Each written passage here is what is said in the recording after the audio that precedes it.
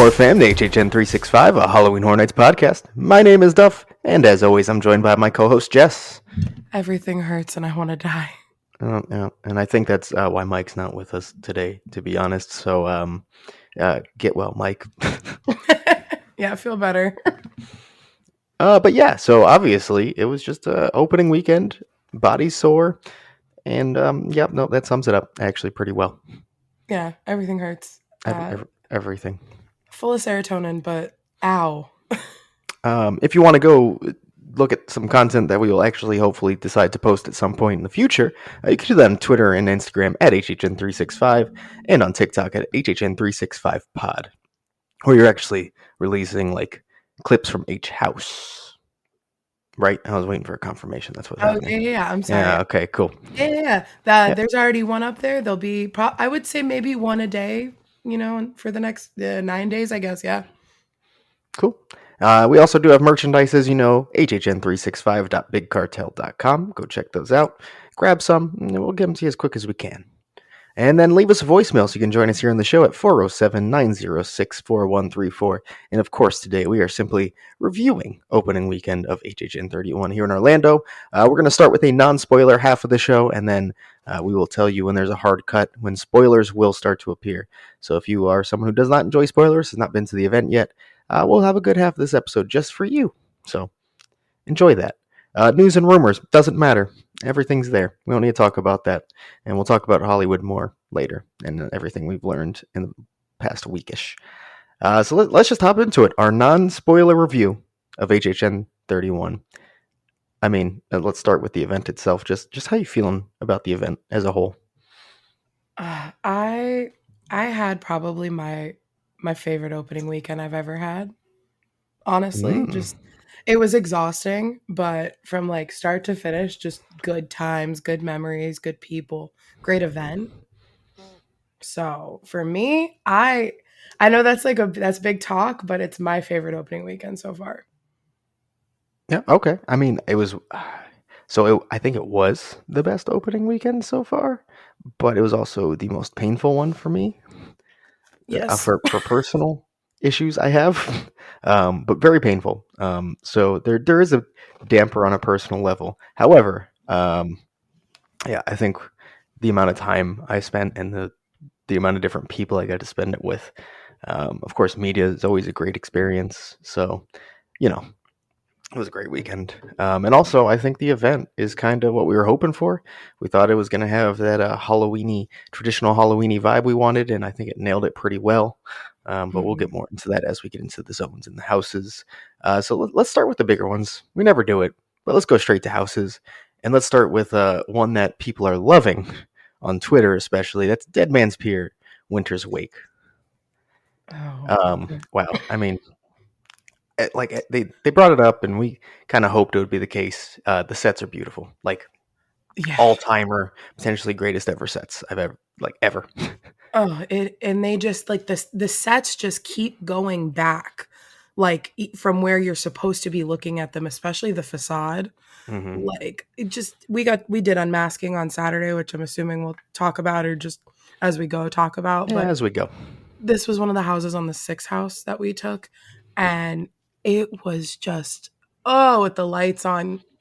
It was even better, I feel like, for me as a theater person and who built sets back in high school. It was just, that's all I can say without spoiling anything. But yeah, I mean, it was gorgeous. They used a ton of different elements to immerse you, and it kind of promised what it was. It's a Dead Man's Wharf sequel for sure, absolutely. Yep. And that's something I enjoy, and they expand on that, of course. And characters look great, sets look great. It's as immersive as shit. I mean, I don't know what else to say about it without spoiling it. So we'll just move on to one of its neighbors here in Fiesta de Chupacabras. What'd you think about this house? So what's funny is, I mean, we'll get to our rankings after opening weekend and everything, but Dead Man's Pier, I loved it. I'm sorry for everything I said. Anchor Eater for life. But Chupacabras kind of, I loved the sets. I really did. but I don't know if it's just the actors need to settle into their roles and other houses were just impressing me more. But overall, I just wasn't getting the scares, and the puppets were not what I was expecting them to look like, is all I'll say. Okay. Yeah, I mean, I agree with that. Yeah. Again, I think the sets in this one are really fun, a bit more Hmm. claustrophobic, but they have areas where it does open up and feel more open and impressive. I think there's a lot of detail hidden Hmm. throughout this house, and this I think the sound design is phenomenal. Like Yes. really a standout for that house. I was very impressed with how throughout the entire house they lure you in and just kind of keep you entranced in the story just with the sounds alone. That's actually, I never thought about that. That's really true. Hmm?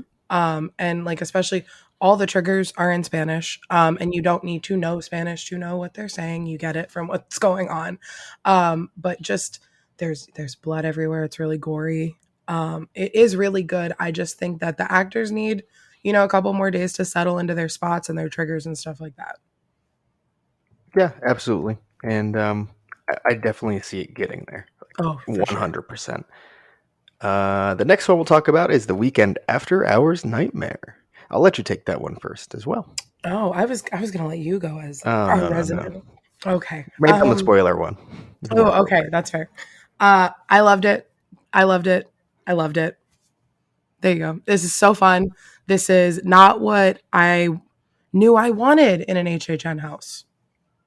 That's what I'll say. I mean, yeah, even for me, kind of the same. It's not what I knew I wanted. It works. It's fun. The imagery is great. Mm, It's a bit of a brighter house overall, but that's because it's built around like lighting and lighting that is matched with the scenes and the music involved, and it just works so well. It works so well, and I think I'm seeing a lot of people come around to it and be like, "Oh, a lot of people have it number one actually on their lists." a lot of people do. So people that didn't expect to have it anywhere near that. So I think it's going to surprise a lot of people. It's funny because I think the people who are super excited about it tend to be not let down, but have it a little lower than they wanted or expected to, um, but not like saying it's bad or anything. But yeah, really enjoyable. I can't wait to talk about this one in the spoiler section. Oh yeah, we're gonna. I'm okay. We'll get there. Let's move on to Spirits of the Coven. A little bit of a letdown for what we were hoping for, I'd say. Yeah. I think it has improved over the course of the weekend, Mm, right? And I think, in fact, it's higher on what my list will be when we get to that than it would have been after opening night for sure. okay. And I think this is one of two houses that have the most potential to improve. I agree with that. There's huge room for improvement, and I don't think this falls on the actors like I was saying with Chupacabras. For me, the first half of this house, I love it. It's fantastic. It's what I was expecting. The actors were there. Um, the second half, I wasn't getting that, but then, I had the flip on Sunday where the first half of the house was empty and the second half was full. So I don't know if it's like Hmm. inconsistencies again or what, but for me, this was my number one on my hype list. Yeah. And I, left opening night, and our guide for media was even telling me, he's like, I don't want you to be disappointed, but I was not loving this after team member preview. And I was like, oh, don't say that. And then we got out and I was like, oh no. Yeah. But like the more I go through it, the more I really do love it. It is very much, an HHN house for me, but it is nowhere near number one after And this weekend.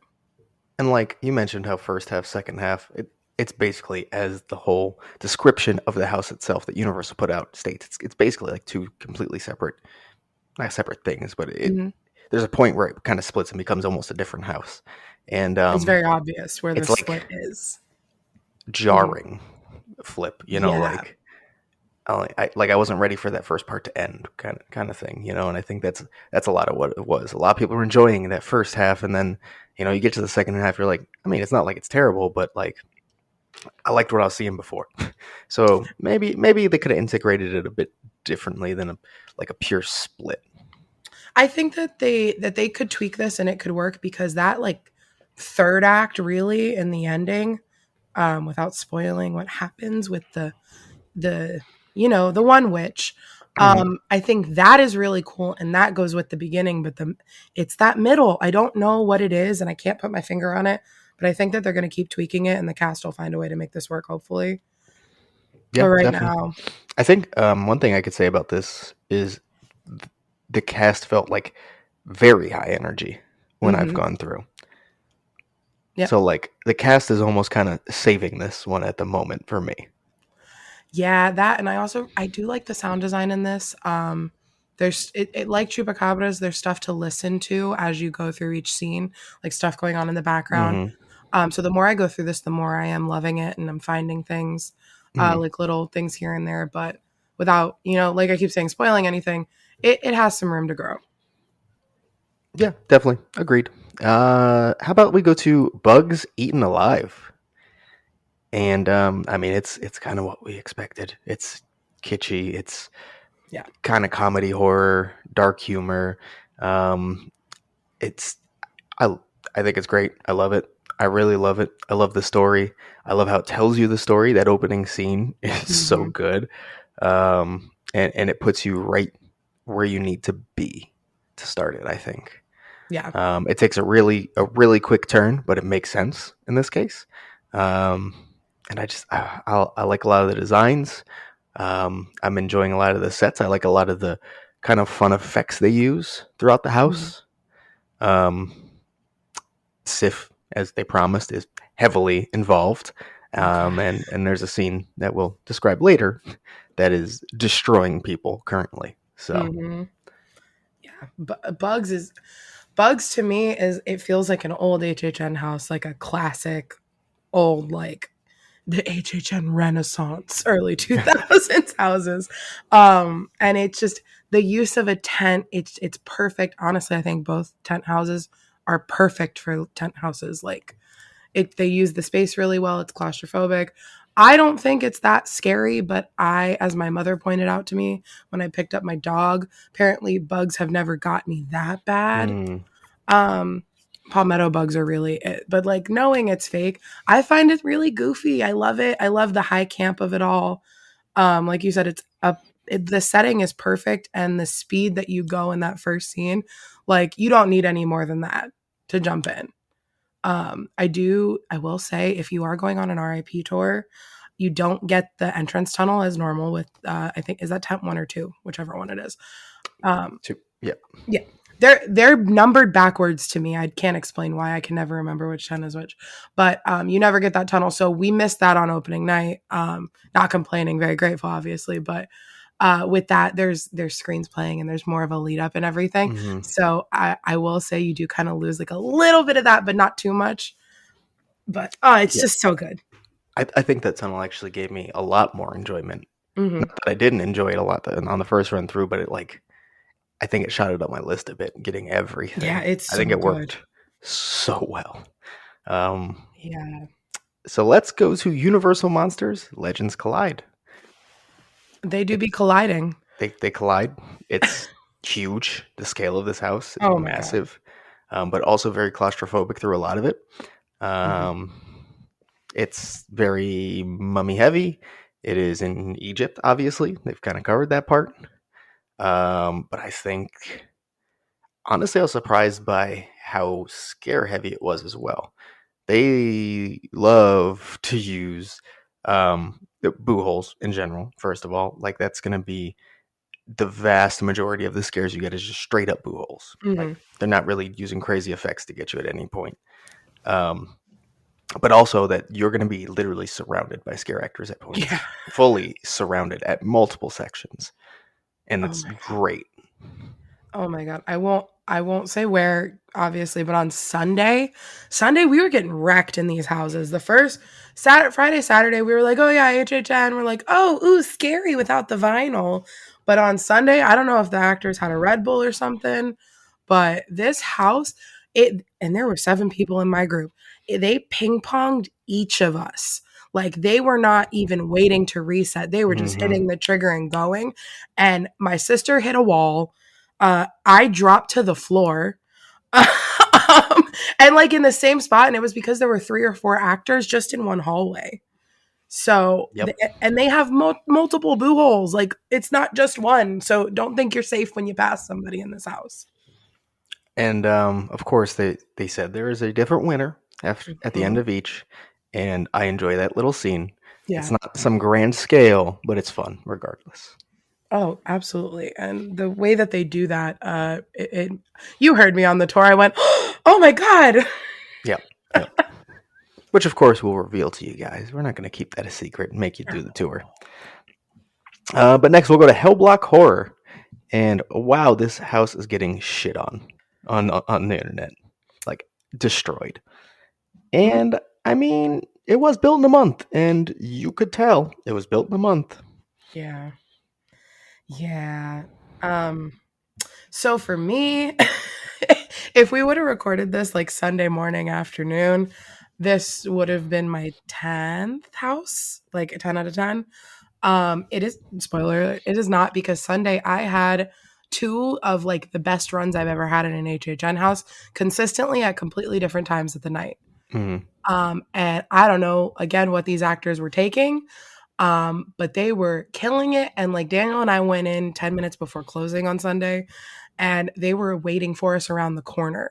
So you would round a corner and somebody's already out in your face blocking the path. Which is very much not what you're used to in an HHN house. They like to scare forward, as we hear a lot. Um, but overall, the sets are not there. I'm sorry. I'm going to be critical now that I talked about that run through. The sets are not there, but it was built in a month, like you said. The tour made me appreciate it more. That yeah. is another thing. And they're adding to it, like, literally daily. They are Right. filling these sets out, not adding massive props, but they Right. are fleshing them out, which I think will help subtly. Yeah, and they added actors for sure just from Mm, Saturday to Sunday, but that also happened in Coven, and they're still casting people because they reopened auditions. So they're obviously having a problem staffing the event right now, which hopefully they'll be able to fix in the next couple weeks. And I think that this house is one of the ones that's suffering. Um, but I also think that this cast can turn, this into lemonade and make this a really good house. There's a bunch of Easter eggs. mhm. And it's another one, if you listen to the audio and what's going on, the story also makes a lot more sense. Yep, for sure. I mean, if you listen to like And one you have line to. at the beginning and just look at the end scene, you understood everything Yeah. automatically. It was easy. Um, so how about we go to Descendants of Destruction, which I guess is kind of like a mid level. There's a lot of people who love it. There's a lot of people who hate it. So there's kind of like this. It just kind of falls into the middle if you average Mhm. it out right now. I lean to the love it side for sure. I think some of the sets they put in that we saw, especially during our Unmasking the Horror tour, extremely impressive. Oh, yeah. Like looking up and you're like, we're in a sprung tent? Holy shit. Literally. You won't even notice, like, I did not notice what I'm assuming you're talking about Mm, until the lights were on. Which listen later in the episode and we'll actually say what we're talking about. But it's just this was my number 2 hype house too. Yeah, below Coven, I believe. mm, Because as we were told, it is a cousin of Seeds. It is not a yes. direct sequel or prequel. It is a cousin. But that was one of my favorite houses of all time. And this house I can see also rising to something like that.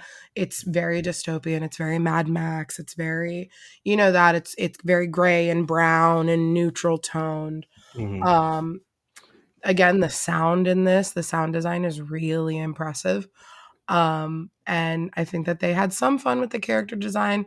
This one isn't really going to be like, your sculpt and mask heavy house, but I think that they also cast really good actors for this. They're all like really big and bulky. mm. But um, for me, it hit right where I thought it was going to hit. I wasn't disappointed. I think it actually hit maybe a little more than I was expecting for me. Okay. I think this is a house that balances having some really nice sets and things to look at very well with having some extremely intense sections Hmm. that can scare the shit out of you. So I think there's a really nice balance that I think is important to try to find in every house, and I think they do it exceptionally well. Um, and yeah, I think there's some lacking in like character diversity, I guess you could say. It's all Mhm.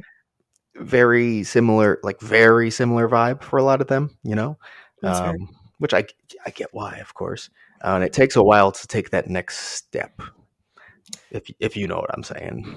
Yeah, I mean, this isn't a spoiler because in I guess the announcement, the descriptions, it's presented in 3 acts, and I feel like the middle act is kinda blurry. Hmm. Yeah, it feels like the middle act is kind of just an extension of Act One, and then Mhm. suddenly you're in Act Three, Yeah, and you're like, "Oh, that's that's a huge jump from what we were just seeing," kind of thing. yeah, but again, that they're gonna be changing things. I'm assuming when I go tomorrow, there's gonna be changes from Sunday. Hmm. So, we'll report on those next week, maybe. Definitely.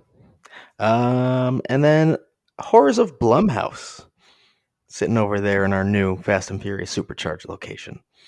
Wow. Surprised me. I'll be Yeah. honest. It surprised me. Um, I don't know if my rankings will reflect how much I enjoyed it, and that's for other reasons. Mhm. But I think it's also, how do I put it? I think there's a half that works a lot better than another half, Mhm. but I also still have a lot of complaints about the execution of both halves at the same time. I don't know what else I could say about it without actually spoiling it. So Did you do it on Sunday? I did. You did? Hmm. See, because I felt that Oh way no, no, I did it Saturday. Sorry, I did it oh, Friday, Saturday. I didn't do it Sunday. I felt that way until Sunday. I don't know what happened Sunday. I felt like there was magic in the juice or something, like, in Oh, every house. Sunday was like the HHNs have passed, like 28, 29 for me. It felt like I don't even know how to explain it. And a lot of people I was talking to in the streets felt the same. oh, see, I kind of thought it felt Hollywood IPE. Okay, that's fair. No, that is fair. And what oh, I meant to say this about The Weekend, but The Weekend felt like Orlando did a Hollywood house, but well. Yeah, I could see And I that said that to also. you because I actually went through it at Stay and Scream on Friday before it was a whole thing. So I went through the house way before you even got there. Yep. But this one feels like a Hollywood house done by Orlando without the end part. It's not a bad house, but it's nowhere near, the other 8 houses at the event right now. Mm. Actually, mm, no, my run through Sunday really changed things. I can't. The freaky half of things was scarier on Sunday than the black phone for me. Um, Hmm. which was not what I was hearing from That's everybody. no, not at all. I know. Um, we'll, we'll, I we'll know. get we'll get into that. Yeah, That's yeah, going to be spoiler heavy. yeah, yeah, Um, absolutely. and then the final house to discuss, Halloween. I mean, it was a Halloween house. The sets were good and accurate, and Yep. it was Halloween. Yep. There's a lot of Michael Myers. Yep. They reuse scenes, a few scenes from the 24 house, and it's not as good as the 24 house. So yeah. I feel like I saw a lot of people rank this really high this past weekend, and it was a lot of Michael Myers bias showing. From what I saw rankings on Twitter. Uh, so I see you, but you're wrong. This house isn't bad. Again, none of these houses are bad this year. Even Coven, with how disappointed I was by my runs, was not a bad house compared to bad houses I've been through. I guess. Even Blumhouse. I think Blumhouse honestly might be my favorite Blumhouse so far. I So agree with that. yeah, hey, for 3 houses, that's a big deal, honestly. But Halloween to me was just I was making fun of it on Sunday. I was like, "Doo doo doo, it's just Michael Myers stepping out with a knife." But that's what you expect from the house. It just for me, look at everything else it's compared to. Yeah, I mean, It's not unfair. it's not a bad house at all. No. And again, we'll get into why soon. Right. So let's move on to the scare zones. Let's start with Sweet Revenge. I cannot lie. I barely spent any time in the scare zones this weekend. Just same. Yeah. So if we want to run through these as quickly as possible, because we really don't have that much to say, because we need to spend way more time, just because of how this weekend worked out. Yeah. Sweet Revenge, a lot of fun. Love the characters. Yep. Love the sets that get brought out, that they discussed. That if did they say it? They did, right? They Yeah. did. Parade They're floats. floats. The parade Yeah. floats, fucking great. Fucking great. They're Um, so nice. it's a very high energy zone. Hmm. Not as like, oh, they're more high energy than any other zone. Like that's the intent of a lot of these scare actors. That's what they want them to do, and they do it very well. Hmm. It's bright, it's flashy, it's fun, and I cannot wait to take in a lot of the smaller details and almost kind of sideshows you could say that go on. Oh yeah, I this is one my literally tomorrow when I go, my goal is to grab some food and sit in this zone first Hmm. because I just want to watch them go. Walking, I walked through it a lot this weekend. I got, it was a lot of fun. It was exactly what I wanted it to be. The tribute store ties in so fucking perfectly. It is just it just kind of fills your soul. This is Halloween chicken soup for the soul. Is this scare zone for me? Yeah, basically. Um, Deadly Unrest, yes. Ah! Oh, this is the one that I did actually get to sit in this for about 15 minutes on Saturday because my feet hurt. Um, this is everything I wanted and more. This is literally everything I wanted and more. If you listen to the hype episode, I could go on for hours about this. I changed my Twitter name because of this scare zone. For me, the best way I can put it without spoiling anything is if someone took the Haunted Mansion graveyard and made it scary, like genuinely scary. It is beautiful like that. And that is my favorite scene in the Haunted Mansion. I have a Haunted Mansion tattoo. So this is everything I wanted in a graveyard scare zone. The character design, everything's cool. I'll get into more with spoilers, but that is my review. Okay, perfect. I mean, sets are beautiful. Yep. Atmosphere is beautiful. I love. There's some really different, unique character designs I didn't expect that are great. Um, Hmm. yeah, I look forward to spending more time here. Scarecrow Cursed Soil. Can I literally repeat the words I said? Um, Sets are great. Great atmosphere. I think Yep. there's good scare potential in here, and I think a lot of the designs are really different and cool. Yeah, it was it I I mean, I was expecting just the house kind of in a scare zone and that's it is what we got, but not really at the same time. So I'm excited again to see more of this. I did find out that the scare actors on the barn, the reason they're not up there all the time is they can't be up there during ghoulish. So on the hour, the ones up top will be on the floor. So just be aware of that Hmm. if you're looking for that whole barn experience. If Ghoulish is going on, maybe, wait, go watch Ghoulish or walk through and experience a different kind of scare. But that I did watch someone get wrecked in this Hmm. zone. Oh my God. Yeah, this zone is full scare. it is so foggy that I watched multiple people get wrecked from the very obvious boo holes Yeah. because you can't really see. No. And then suddenly there's a scare actor in your face out of nowhere. And again, you can't really sit too much in this zone. I can't wait to walk slowly through this zone and take it in. Loiter in the barn. Exactly. How about Horrors of Halloween next? um it's Exactly what we said it would yeah. be, pretty much. It's a production central scare Yeah. zone. I mean, there's some changes I want them to make. I think right now it's too dark. Yes, you can't appreciate You anything. walk under the trusses and like you thought like, ooh, vibrant pumpkins lit up and all this, and they're really dark for almost the entire time. Mhm. Um, there's really only a focus lighting wise on Pumpkin Lord himself, and everything else is just kind of hidden in the dark. But it has all like these details on these little sets of the other scare zones that you can't take in. I don't get why, and I assume they'll change it. But I'd say that's what's holding it back. But it's also still exactly what I expected, and that's not a bad thing. Yeah, this zone for me suffers from the same thing that most of the zones in this area suffer from. It's no original characters. Well, it is original characters, but it's characters from the rest of the zones. Hmm. So those zones for me are always going to be lower because I like the full immersion of that zone. I want the whole experience. I don't want a graveyard girl in this pumpkin zone. You know what I mean? Yeah, no, I get that. So, I we'll get that. see. I mean, it's again. what I expected. Right.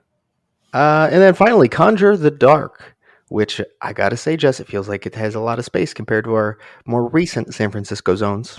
It does. I don't want to hear anyone complain. I did not experience one bottleneck in that zone this weekend, and all I 3 days experienced were sold one, out. but it was like a lot of people walking through, and like it would have been packed if there was no sets, kind of deal, just Okay, once. yeah. But That's for the fair. most part, yeah, no bottlenecking really. Um, I think the atmosphere is a lot of fun. I think it's one of those situations where I have that heavy metal HHN fatigue, but I make an exception because I think it fits what they're going for so well. Mm, Um, yeah, it's a lot of fun. I haven't really got to take in the more performance side of things fully. I've kind of caught them at different times, so I look right. forward to doing that. And I feel like I've also missed scare actors a lot. Like, Yeah. there's a few consistent ones I've seen, and there's other ones I've caught like at different points, but like I've kind of not had everything together yet. So I'm really curious what that's going to look like when I catch it like at a full time. Yeah, same. I've only seen a couple characters in there, and I've caught like the tail end of one of the shows because I guess I heard there's four like mini shows Hmm. in the zone that could happen. I got the tail end of one, and there was fire. Uh, hey, they Yeah. promised that there was fire. Hmm. I really need to hang out in this zone because just walking through it, it's like punk rock witches and ogres Hmm. or trolls or whatever we're calling them. I love it. And then before we move on to shows, just totally thought about this. The soundtrack for the event, like the park wide loop, Oh yeah. it is so cool. It's like very like classic Halloweeny punk rock, Hmm. and also like a rockabilly thing going on at the same Yeah. time, and it just feels old Halloween Yeah. in the It, best way possible.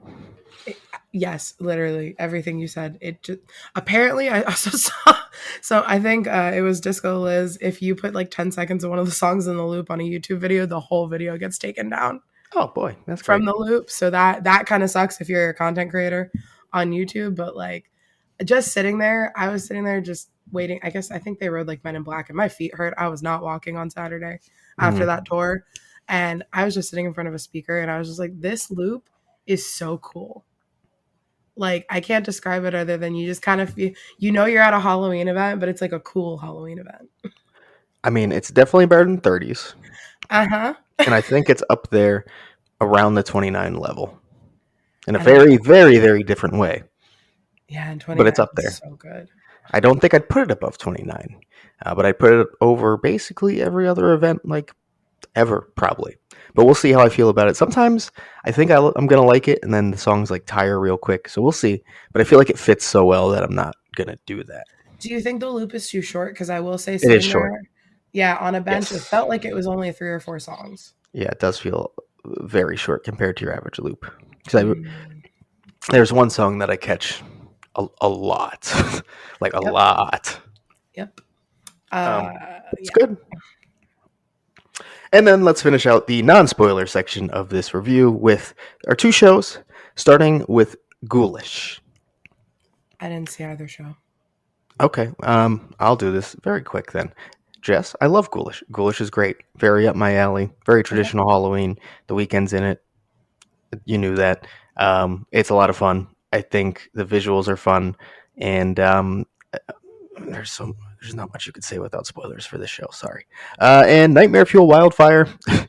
If you saw last year's, you know what to expect this one. There's actually a lot of the same stuff happening. The story itself is not exactly the same, but follows the same concept. Um, but I also think it's more balanced than last year, and I think that makes it better. Hmm. So I just, I'm stuck between this is the better of the two, but I'm also kind of watching almost the same show 2 years in a row. So I don't know how I feel about that fully, but it's good regardless. Okay. I will be Um, seeing them this week. is there anything else that we can add into this non-spoiler section? Do you want to just talk about, I guess, food and drink? Anything we tried? Yeah, sure. So we got to try a decent amount because of the media buffet portion. Mm, They had a pretty solid spread for us. And which two drinks? They had the Burning Skull and the Electric whatever it Electric is. Death, the gin Thank you. drink, and then the The tequila the skull, tequila. Yeah. one with the popsicle. Burning Skull is fucking phenomenal. I think it It is was one of the good. best premix cocktails, if not the best. It is no, it is the best premix cocktail they've ever done. It was very good. Done, easy. Um, the Electric Death tastes to me like it's fine, it's Yeah. good, but it tastes like basically any other mixed drink at HHN. Pretty damn sweet, and Yeah. but has good flavor. So, Yeah, so I actually found myself drinking the Electric Death more often this weekend than I realized. mhm, And I don't like gin, so I guess that, and I did not like the Saturn either, which is funny, which was the gin drink in 29. And I guess last year they had it again. So, um, I really like the Electric Death, but it is very sour. So after like two, my mouth was like raw on one side. mhm, So just be aware of that. Uh, the other drinks at the event, I did not get to try the Save Your Tears, the weekend one, but I heard it was very sweet, probably because the popping boba. mhm. Um, I'm trying to think of. Oh, I tried that pecan cider. That was Yep, yep. so good. But the beer, like, can I talk about the lacto cooler? Uh, Please, yes. we were at the media thing, and Duff was like, try it, and I was like, oh, okay, I guess I'll try it. And I love sours. I don't know why I wasn't like, okay, I'll just try I it. don't know. I told you you're I gonna don't. love it. I was that whole night was throwing me off. Okay. And that is I had too many this past weekend. That is like I'm so glad it's there. It's not too heavy for when Mhm, it's hot out. It's the perfect amount of sour.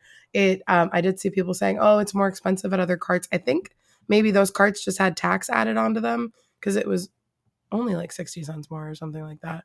But I really like that beer. I know some people were saying it's gross. If you're not into sours, don't have it. I'm sorry. You have 10,000 fair. other beers you can have in the park. Let me have Yes, one. I And the think it can is is. adorable. Sours are very in and kind Mhm. of considered the more accessible of the beers, I guess you could say. And this is one of the more accessible sours. There's not, any kind of wild fermentation going on. Mhm. It really doesn't have any of that like extreme tartness. It's a very gusher flavor, like easy to put down sour. Yep. And I think everyone I've had try it that I recommended. It was my family's trip as well, and all loved it. And I see that selling extremely well this year. Oh, absolutely. It already has. I saw people during the daytime with just drinking it around the park now. Mm, yeah. And what did I have? Oh, Save Your Tears is the only other premix cocktail I tried. I actually thought it was pretty tasty. You're absolutely right. The boba adds too much sweetness. I think I'm gonna order it without the boba moving forward. And I'm someone who Mhm. really enjoys boba in general. Same. So that says a lot. It makes it a little too sweet. It gets to the point where it is all you get in the cup, Mm. because like the way it sits on top of the ice, by the time you drink it down and it starts to fall, you basically have more boba than you have drink. Oh, yeah, So no. it becomes kind of a pain in the ass more than anything. Um, it tastes good. I thought it tastes real good. Very heavy on like the peach. A bit sweet for me, but it is a good flavor. I will not drink as much of that as I do Burning Skull for sure, but it's a fine choice. And if you like sweet drinks, you're probably gonna love it. Okay. I did try. Well, I mean, we tried for the food. I mean, there's a million other drinks. We're probably. I think we said we were going to try them all for a video or something. Oh yeah, we will. So look for that eventually. But for food, we did get to try. I mean, I think at least something from every booth, um, or a good Uh, majority. yeah, I think we did actually. I mean, and I also so we had the sambusa, the coffin. Hmm. And the one we had on Friday was a little hard. It had been sitting for a while because it was a buffet. But I had a fresh one on Saturday, and oh my god, it's delicious. Yeah, It's and I think is it vegan or vegetarian? I can't remember. one of the two. I think it's vegan because I think the bun was vegetarian. The little Mhm. boo bun was very good. Um, Yep. the garlic cheesesteak was okay. It was a cheesesteak. I did have a fresh one, and it tasted a lot better. Oh, okay. That's Yeah, good to know. it was more garlicky. It was the meat was actually kind of like moist and fresh Mm, tasting. Yeah, we just kind of got one that had been sitting out a bit, I think. that's fair. It happens. But like, it's not something I feel the need to run to with the other great options. No. Did you try the maggot corn dog? I did not get to, unfortunately. That will be my first food purchase this week for sure. So I didn't try it because everybody else was not really loving it, but everyone else in the group got one and they did not love it. Um, Yeah, I, no, I heard. I don't know why. Oh, you heard. I'm sorry. I don't know why. I want to try one, so we'll see. But I heard that one wasn't great. I tried that churro dog at on Mm, Friday. Not great either. I um, stayed away from it because it's churro. yeah. Well, I like churros and I like sweet and savory, and even for me, it was still a little weird. Yeah, I didn't get to try the chicken stew with the cornbread skeleton. That is very like high on my list too. oh, that is tomorrow. I'm the first thing I'm getting. Um, I the food is just so good. The pizza skull, that is what I wanted to talk about. I couldn't remember. Mm, I was not expecting to love it. I thought it was just going to be, theme park pizza. It was so good. That hmm. stupid little skull. Oh my god, that thing will soak Really? up so much alcohol. Oh shit! It was It's good. gonna be a go-to for me, isn't it? Oh, and the rat tails. That's my number one. The rat Oh tails. fuck! I still need those too. Damn it. The rat tails Um, are so good. They're funnel cake fries with Old mm, Bay, topped with crab dip and sweet chili sauce. Oh my god, it's like fuck. oh, it's so good. I had 3, I think, this weekend. A disgusting amount. Another thing that soaks up alcohol really well. I believe the only other things I had were I tried both mac and cheeses, Oh, I didn't try um, those. which I thought the char siu one. Well, don't be fooled by the picture. You do not get anywhere near that amount of meat. Was actually really tasty. Um, Mm. and then also my favorite item so far was the fried zombie brains, which is Oh yeah, basically the fried cauliflower with gochujang. And holy shit, it's so good. holy shit! Like that's just something that's very much something I eat like regularly, Mm. anyways. Um, but the cauliflower part. So I'm excited to try the chicken dish that they have at that stand. But right now, the fried zombie rains, like by far, are my number one item. And we got a very minimal amount. I had like 2 bites, Yeah, and I've been savoring it since. And the only reason I haven't gone back and bought it is because I want to try new stuff before. yeah, that's what I was trying to do. But the rat tails I couldn't stay away from, and I did try the chili Lee Ray. Mm? From the Chucky booth. That was really good, and I don't like beans, like, I just don't like beans, Yeah. but this was like a quinoa chili with, like, some beans. It was kinda spicy, and then speaking of spicy, I had the beignet. Yep. This that thing is so fucking spicy for theme park food. Really? Oh, Uh, so I need it like ASAP. and I can handle spice. I love spice. I was like, "Wow, I don't think I can finish this." Oh. Oh. Y Okay. yeah, and you and I, when we go to Hot Pot, we both get the super spicy broth, and we just sit there and die, but no, I was actively dying. They also did not give me a lot of chicken, speaking of, you know, Mm, misleading pictures, yeah. but, I would still get that again because it was so good. I there's so many items I can't wait to try, and I've heard such good things about the items neither of us have tried from Twitter and Instagram and whatever source. Reuben Um, fries, but yeah. holy fuck, they look so good. I literally went to the place, Kids Own Louis? Pizza. Oh, Yeah, and ordered pizza fries, oh. and they literally said you should try the Reuben fries. I would've been so mad. I would've been like, Are, "Give me a refund." already ordered the pizza. They're like, you should go try it. First of all, I was not going to walk all the way to Louis at that point, but I Me was too. also like, fuck, you're right. I absolutely should have gone to the Reuben fries. Oh, well, Thursday, we'll go get some Reuben fries. Yes, please. Oh my god. Um, so I guess that counts as our first spoiler review. That's not really a spoiler for anything. It's food and drink. You know what's at the event. We're just telling you if we liked it or not. So if you are here for the non-spoiler section, we're going to cut it off. Thank you for listening. I hope you enjoy the event whenever you make it out. If you're not going to the event, I don't know why you want to do a non-spoiler review, but thanks too, I guess. And for anyone who's ready for the spoiler review, whether you've been to the event or not, and are just cool with that, This is where we're going to kick it off, get into all the juicy details and how we truly felt about everything. So let's just go in the same exact order we did everything, except we'll finish with the overall event. Okay. Starting with houses again, though, and Dead Man's Pier, Winner's Wake. I'm eating Anchor. I'm eating my words.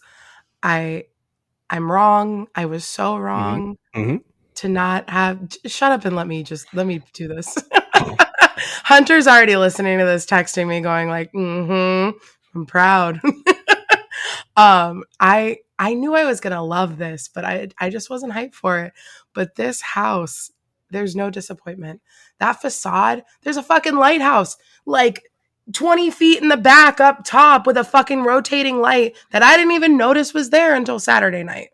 They had to point it out on the tour for me to be like, oh shit. Yeah. It was a light. There's so much to look at. I forgot we could say spoilers, so I was still Oh yeah. alluding to No, go things. ahead. Yeah, you're good. Go ahead. Tear it up.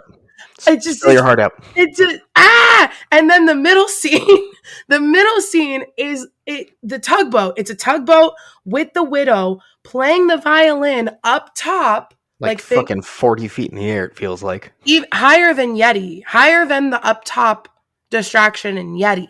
Like she is up there, she is being lit by a black light. She is fully in this white gown with a white wig, and her face is airbrushed just so like it hits in the right spots. And then as the waves crash, she screeches and you get misted. And you're just walking through this big, magnificent middle scene in the house. Just like, where the fuck did this come from? Like, Speaking of blacklight, the oh, use of blacklight on the characters themselves, like you oh. run into the barman who's just this old kind of sailor dude, big white beard, and when like the lightning crashes, he lights up in neon, like his Mm-hmm. beard and shit. It is chef's kiss. It's so good. It it's so good, and like you see the characters that you love from the Scare Zone in 26, but they've also created new, different characters, different Hmm. fishermen, different. I don't, I can't even tell you. Like there's barnacles growing on some of them. The way that they also just used tarps are really heavy in this house, but that works like kind of I don't what's the fabric I can't canvas tarps, Mm. a lot of those everywhere. That's a lot of the SIF that you're going through. But then they're using that also in a scene where there's like three big ass scare actors. And again, just like monsters, they each have multiple boo holes. And they're coming out and they're ready for fucking blood in this house. Yep. Yeah. I think the use of water, whether at points it's mist, sometimes it's rain, Mhm. sometimes it's kind of like the splashing of the water coming off the dock onto you. And the thing is, you can tell the difference each time and how they're trying to use it by how it feels and where it's coming from. And it's insane. There are parts, I remember there's one of the parts where you come outside and it starts raining and it's like so much colder in that scene suddenly Mhm. and it's wet and it is the most immersive experience. Like Yeah. I don't care house attraction. I don't think you could get more immersed than this. No, you can't. Like this, if something, this is going to be a really big claim, and we'll see how I feel about this in a couple weeks. But if something was going to be like a year round example of what an HHN house is, it would be this Hmm. from top to bottom, from front to back, from the first step you take into the soundstage to when you walk out. It is full immersion. It smells good. It doesn't smell bad like I was expecting, but you get like the salty sea air. You get like a little, like it's kind of florally almost at times. It smells kind of like a candle from Bath and Body Works, but it's familiar in that way that you've smelled it before and Hmm. it takes you to somewhere. Yep. Like it's not, and it's cold. So on those humid nights you walk in and it's just like Yeti. There is also a full callback to Yeti with there's a door, crashing in scare with a fisherman. Um, it it just is so good. And I'm not mad at myself for ranking this so low on my hype list. I'm kind of happy I did because I had zero expectations walking in. Hmm. And like Erin had gone through team member preview and she was not telling me spoilers, but she just kept saying, "There's one scene, Jess. I can't explain it yet, but you're going to walk in and you're just going to know that that scene is for you." And it was the tugboat scene with the widow. And I walked in and when we walked out of that house, I ended the video of the walkthrough and I started texting Erin in all caps. And I was like, "Tugboat, violin, widow." And she's just like, "Yes." And if that just doesn't describe like my first walk through this house, I don't know what does. I honestly think that is the biggest. Walking out of that room, out into that tugboat scene, is the single biggest jaw drop moment I've ever experienced at HHN. Yeah. And it Mhm. happens every time I do it. Yeah. Every time. I cannot help myself. Does not cease to amaze me. And I've done it 5 times now, I think. Whatever I it, I don't know when it's going to stop impressing me, and I'm going to expect it to be there. Um, but I can't describe the scale. I cannot describe the scale of this thing. No. Another fun thing to point out is that you could see the tugboat and also the lighthouse you mentioned throughout the house. Yeah. And the way this house is designed, it's not like you're just seeing like, oh, here's a piece we put to make it look like it's there. You're seeing the tugboat and the lighthouse from all these different scenes. So they literally laid it out so perfectly that you're actually like walking through this village and getting closer and going around and rapping till you finally reach it. Yeah. It is just it if you are a slut for HHN sets, this year is your year. We're all dying over here. Mm, Like the finale of this house. When we first walked through it on opening night, I was scared because there's I mean not a I guess a flying actor. They call it what, an active actor. He's hooked to a harness and he's mhm, swimming because you go in and in the finale you're in a boat and it's sinking. You walk into the boat and there's a lot of ceilings in the houses this year, which if you know about ceilings in an HHN house, they spent money to do that. And this house, I think, I definitely has at least one big scene with a ceiling. mhm, But you walk in and there's a fisherman swimming and you're underwater. So he's hooked up and he's like slowly going. And he has 4 triggers he can hit to get you. mhm. And it is like the perfect finale to this like beautiful house. And to me, the finale is almost simple compared to the rest of the house, but you kind Oh, of need that it's true. to It, to but bring the you out of it. thing is, calling that simple is insane because it Right. is a bungee scare. I know it's not really bungee in that Yeah. form, but it's flying scare. Where you do get that full, you wrap around, as you mentioned, the whole thing you can see from all sides. That's on your right. I think there's 3 scare actors to the left, Yeah. hidden behind mirrors, so they're Yep. all like really solid boo holes at that. So this, I saw a few people get absolutely wrecked. Yep. Also, this is another house where it's confirmed you do die at the end. You have drowned. Oh yeah, we did die in this one. Yep. That you are underwater there. There's a diver and you drown. Done. Over. It's just so good. The only thing I will say, and this isn't even a negative, but if they're gonna release these backstories, I'm gonna be a stickler for the details. The Discover Universal podcast, they released like a 14-minute story saying that there was this young girl, her parents wanted her to go to school to play the violin and all this stuff, and she was young. Well, we come to find out that in this story for the house, it's actually the widow, the captain's widow, and she's not a young girl, she's dead. So why'd you tell us this whole sob story if it's not the house story? But that's just me picking it apart now. It's Hmm. still so good. So good. And I'm gonna say it now. It is the most impressive sets I've ever seen. Yeah. Ever. And I don't think that's gonna change in my mind. The second I saw it, I knew that I'd never seen anything so impressive. Yeah. It's it's so good. So yeah, we wax poetic about that. And now we have to go talk about other stuff. Great. Oh, Fiesta de Chupacabras. It is, I think, a lot of fun. I think yeah. it's vibrant and dark at the same time. The sound design, as I mentioned earlier, is phenomenal. It like, even if you don't understand the Spanish, which is 90% of what you're going to hear throughout the house, you're going to understand. What's going on. It's still telling you the story and what is happening. It feels like you're in these alleys. It has this kind of echoey sound to it. There's a lot of details, good puppetry. I think the puppetry of the chupacabras themselves are great.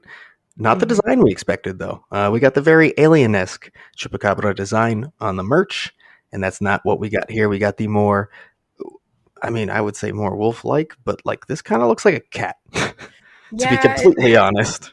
it's very kitty. It has really big whiskers. I think they're really cute. But yeah, they don't look like the shirt. And I've heard that, oh, different people who grew up with this story that the shirt is what I've heard. Oh no, the house is what I've heard. Mm, And it's like, okay, everyone's stories are valid. Obviously, the story comes from many cultures. But where's the disconnect between yeah. merchandise and art and design? There's obviously always one, but um I don't dislike this house at all. Like I said, the sets are amazing.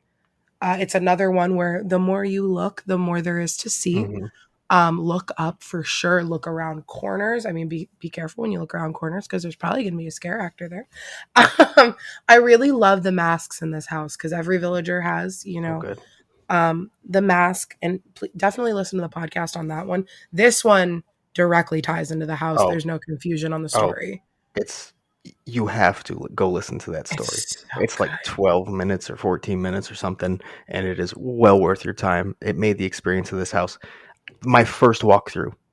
It Mhm. helped so much, Yeah. so much. And then you also the main character who you see in the facade of this, the mask maker. I forgot her name. They said it in the podcast, but she Rosalia, something I like don't that. I do not remember off the top of my head. She's right there on the facade when you walk in with her chupacabra mask on. She is the main. Well, you meet a lot of characters in character dining, but she's the main one who goes around and talks to you. Mhm. So I was watching some vlogs on YouTube from that earlier. That seems really fun. So we got to do that. But there is one gag in this house that I love, and I don't even think it's a puppeteer. I just think it's like a rigged gag, and it's like a torso of a body that's on a track, and it gets yanked out. Mhm. And you hear the chupacabra growl and like eat it right as it Mhm. goes. And the first time I screamed because I thought it was an actor. Um, Yeah. that gag is so fun, and when it goes off when you're walking by, it's so good. And I feel like those are usually a bit slower. Like he gets yanked. Yeah, Like yeeted. he flies out into that hole. I guess not really a boot hole, but he slides in so fast. He's just Yeah, gone. He gone. bye. Uh, but I really like the butcher shop or the what I yeah, my Spanish is not going to be good right now. It's midnight. But the butcher shop scene is really cool because that also ties into the story. That's where the mask maker first kind of hears that maybe this celebration isn't what we thought it was growing up when she's younger. Um, I don't think there's any tourists in this. I think they're all dead if they Oh are there. no, Are there? there's one. There's Oh, one there tourist, is. like live tourist character, and you'll know because the trigger is very much an American voice. Oh, I missed that. It's like Wow. a white American voice. Okay, well, I'll be looking for that tomorrow. Uh, but the costuming is really good. The color palette in this house is really cool because I was expecting a lot of bright colors, but this is like bright colors muted and then a lot of blood. Hmm. Yeah, And it makes it very colorful, which is weird. yeah, but I kind of like that because the juxtaposition of that versus like Oh, the when I gory. when I say weird, I mean like how they make the gore colorful. Oh Like yeah, it's yeah, not weird as a bad thing. Weird is in how they execute that, yeah. and then And they make it feel so much like the festival too. Like you're in it. There's fireworks and poppers going off, and yeah, it's the way the light. Like you're down these alleys and they're dark, but you see the like more lit open village further down in the distance. It's mm. The storytelling is great, and I love the story itself too.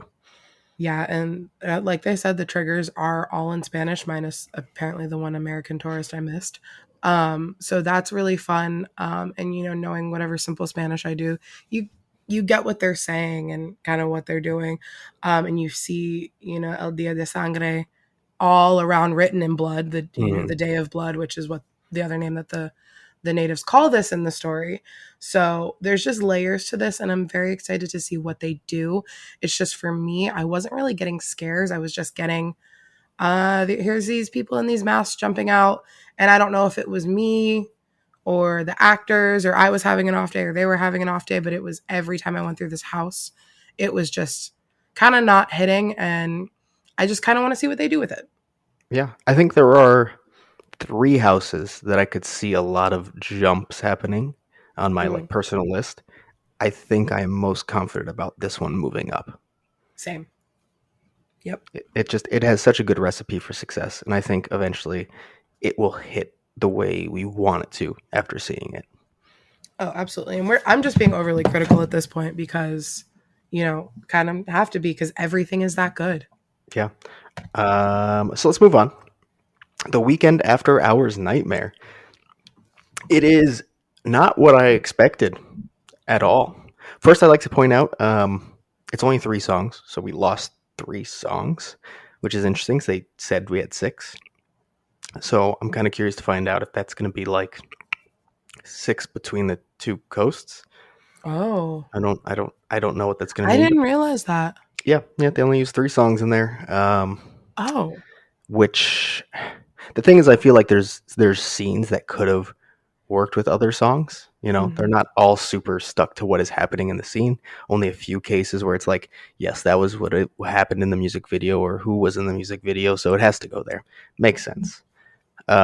But I feel like that kind of it didn't really bring it down much, but it was kind of like oh, that's interesting because you're hearing a lot of the same song. Um, I will say the visuals are great.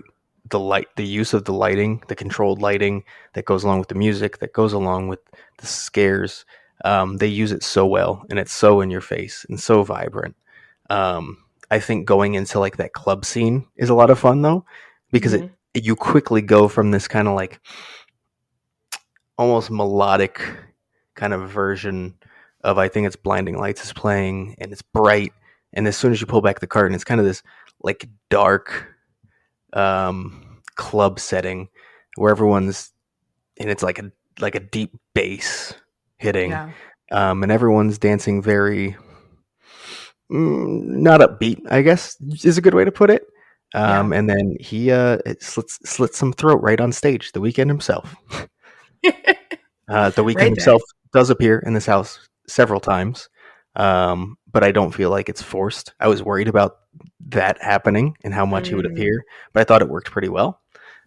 Um, yeah, and I think there's so many cool effects too.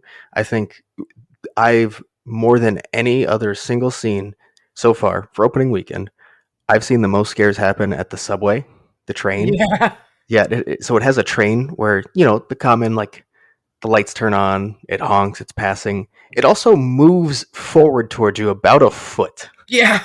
And it's big. It's It is. huge. It's like I can't. I don't. I'm probably gonna over exaggerate, but the thing is like 6 or 7. I don't.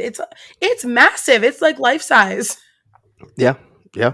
And it comes flying at you from a dark hallway with a curtain, and Hmm. you're opening it, and it honks at you. You scream, and then isn't there? I think there's an actor at the end of that hallway as well who gets you from the left after you walk past. So I've seen the boo hole there, but I've never seen the scare actor personally. Oh, see, So I'm not sure if one's actually there, if it's a fake out. But if you've seen it, then great. so I've seen, and I think I saw an actor there once. I had a perfect run where every boo hole I thought would have someone had someone, and that is why you'll see why I ranked this house where I ranked it. Okay. But for me, as someone who came in as like a casual weekend fan, I left this weekend very happy with this house. Hmm. Like it scratched an itch in my brain that I didn't know was there for a house. Like the music makes you want to dance through the entire thing from start to finish, but it's also genuinely scary, which I was not expecting from this, IP, Hmm. quote unquote. Um, and watching the videos, yeah, I thought that there would be some scares, and there are things I expected, like the girl, with his head and the axe. The I don't want to call them nurses, but the plastic surgery girls, the vanity ball girls is what I'm going to call them.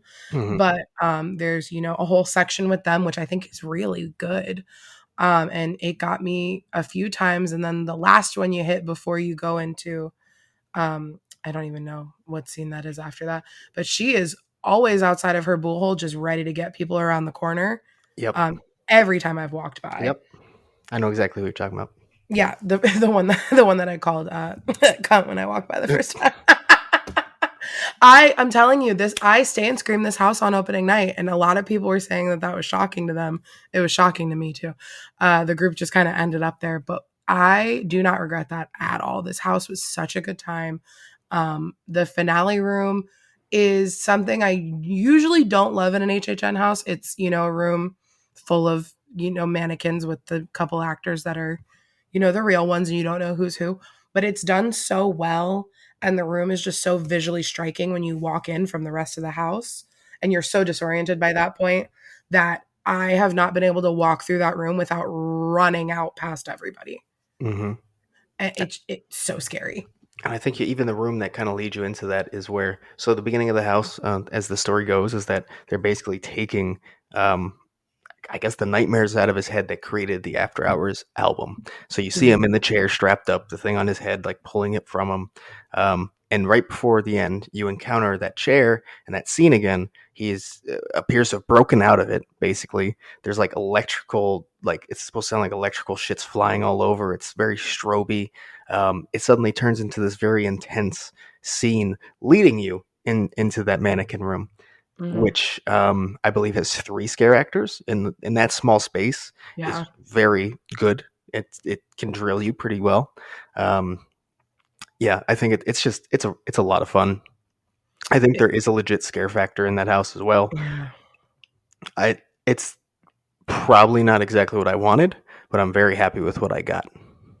That's fair. And I feel like you're obviously going to be more critical of it because it's your thing. It's Mm, your Beetlejuice as we're calling it.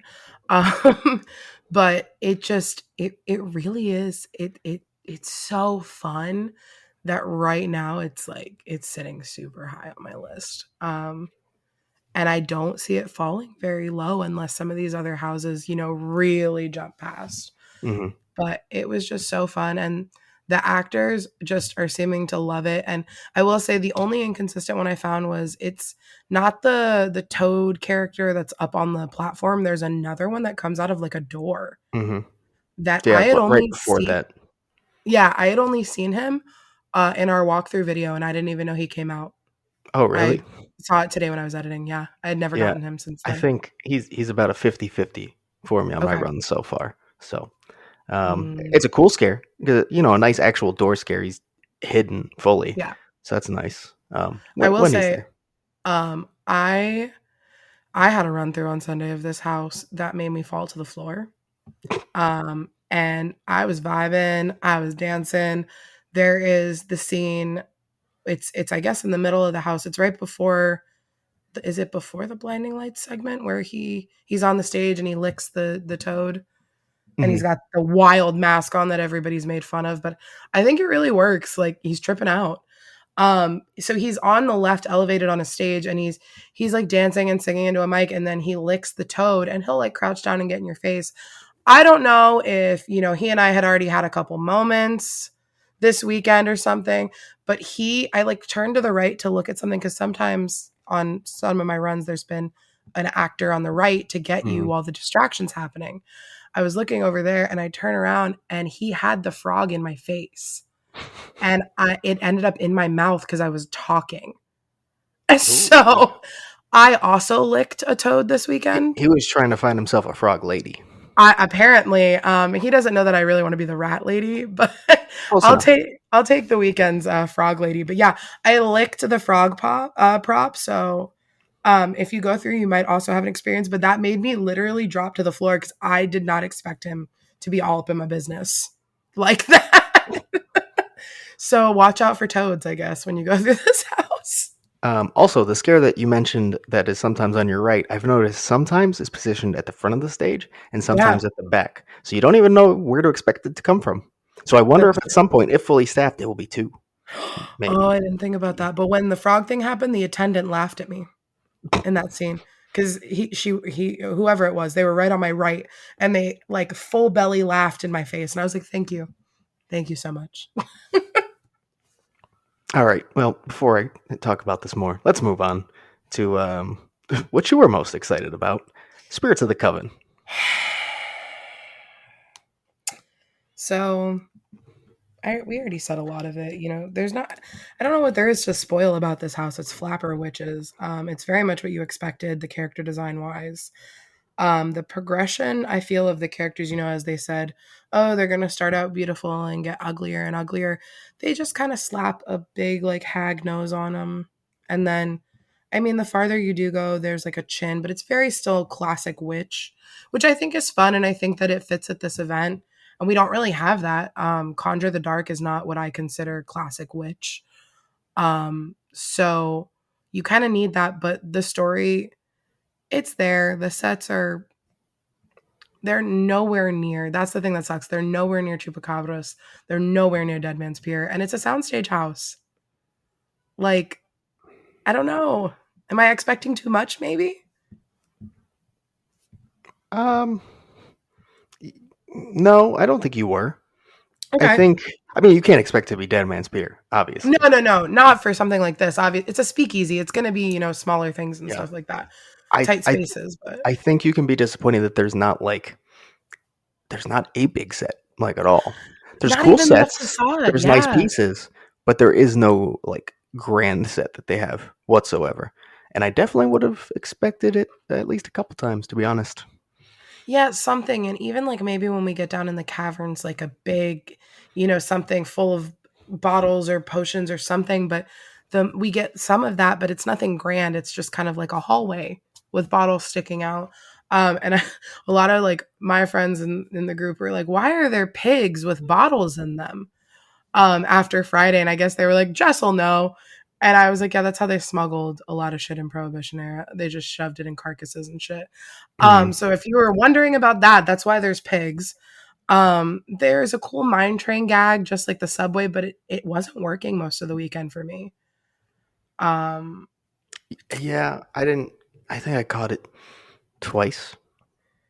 I think I caught it once, not Mm. maybe not even. I think I caught the tail end of it. It just this house. Okay. The best way I can put this, and this again is nothing on the cast because the cast is doing the best that they can. It feels like a tent house in a soundstage, It does.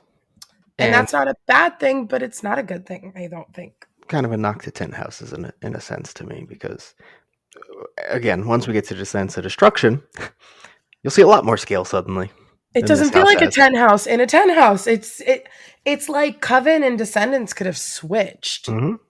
Yeah. locations and they could have built like a massive subway, you know, Because thing. I feel like what they should have done is should have been super tight, and like you said, until you get into these like caverns, and then it could have got massive at points. Yeah. But instead, It it just the scale was the same throughout the entire house. Yeah, and then you know, you do go into an elevator and that takes you into the caverns. Be careful because I have a gnarly bruise on my arm from whacking into the metal of the elevator. Not because there was a scare, I'm just clumsy. But for me, it was just, it took me, I think, 2 days to realize that was an elevator and not just a hallway with a doorway because there wasn't anything in there to make me realize I was going down. Um, so that was kind of lost on me. Something I did find kind of cool, you know, feminism. All of the victims are men in this house. Mm. They do have a couple of like lackeys to do their bidding as well. But you know, it's a very female heavy house. Same with Chupacabras. So it, yeah, I'm trying to find really good things to say. I think the actors are trying to make lemonade out of lemons. Uh, but I think this house needs some work. I think it needs some love, but I don't know what they can really do because it's built. Like it is what it is. Yeah, I want to say there's a chance for improvement because Absolutely. how generic a lot of the last bit can be, and that's when Mm, they have the opportunity to make some changes. Um, what though? I don't know. I don't know. yeah, That's more hope than anything. I don't know what they could do to like ramp this up. I had a really good run on Saturday Mhm. in this house and then not so great runs on Sunday. I see. I had a phenomenal run on Sunday. See, and that's the thing. If it was consistent, I think that this would be like a really good middle of Mm. the road house for me, even with, you know, my quote unquote issues with the sets. It's not even issues. It's just, again, we're comparing this to 8 fantastic houses. Like, these are all, like, in my opinion, god tier houses compared to most other events. So this is really hard. Like, I, I'm to this moment still deciding exactly where I'm putting it on my list today because I think my good run was good enough to get it to where I want to put it, but something has to be said for consistency. mhm, And I think staffing is an issue, which unfortunately affects the house. I think 100%. I don't know if it's staffing or how they built out the scares, that you're just gonna miss a lot potentially. But I've just had runs where like it feels. I've had one run where the back half felt empty, and I had one run Mhm. where the front half felt empty. Yep. It's and again, it's early, and this is why this can change real quick. If this is staffed heavily every night, and I get everything every night, then suddenly this jumps up quite a bit. But as of right now, that's not what I've seen, unfortunately.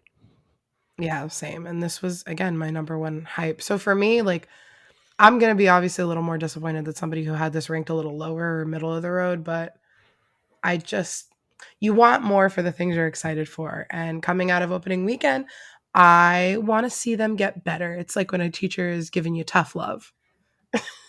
Mm, yeah, So pretty I know much. you can do it, Spirits of the Coven. I know Just you can. whip them into shape. That's all.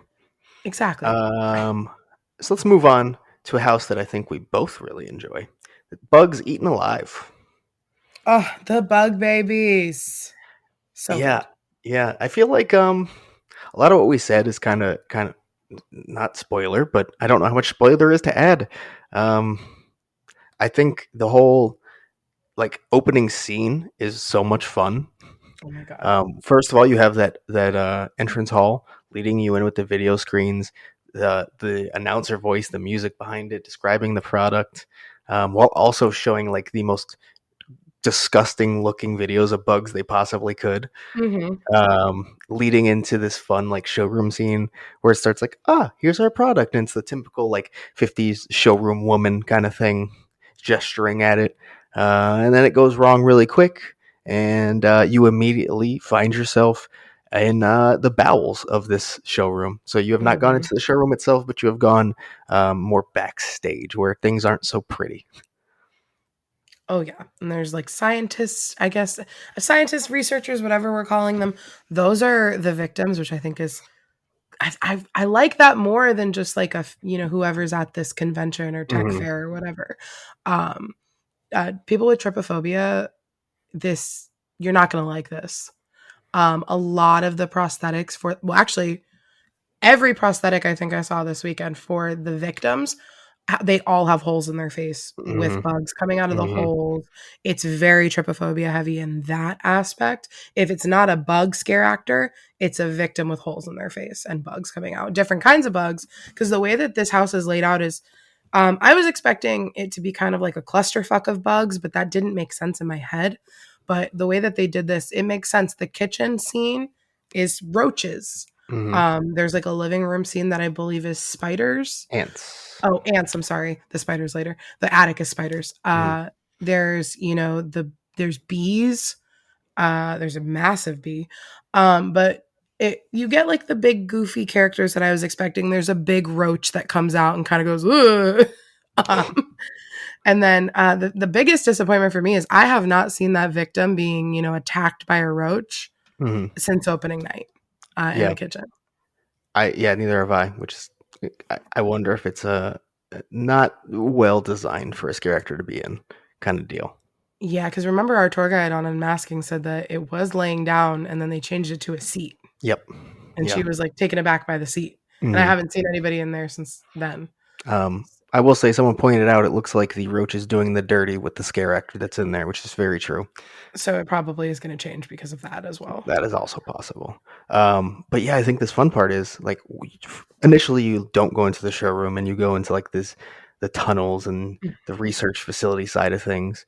But then you do end up going through the showrooms. But by Yeah. the time you've gotten there, the bugs have taken them over, and it gets increasingly worse each time. I really love the ants in the living room scene because Oh it has yeah. like the mannequins that look happy, and it's the perfect living room, the living room of the future kind of thing going on, and they've fully encompassed um, the mannequins. There's even a dog mannequin.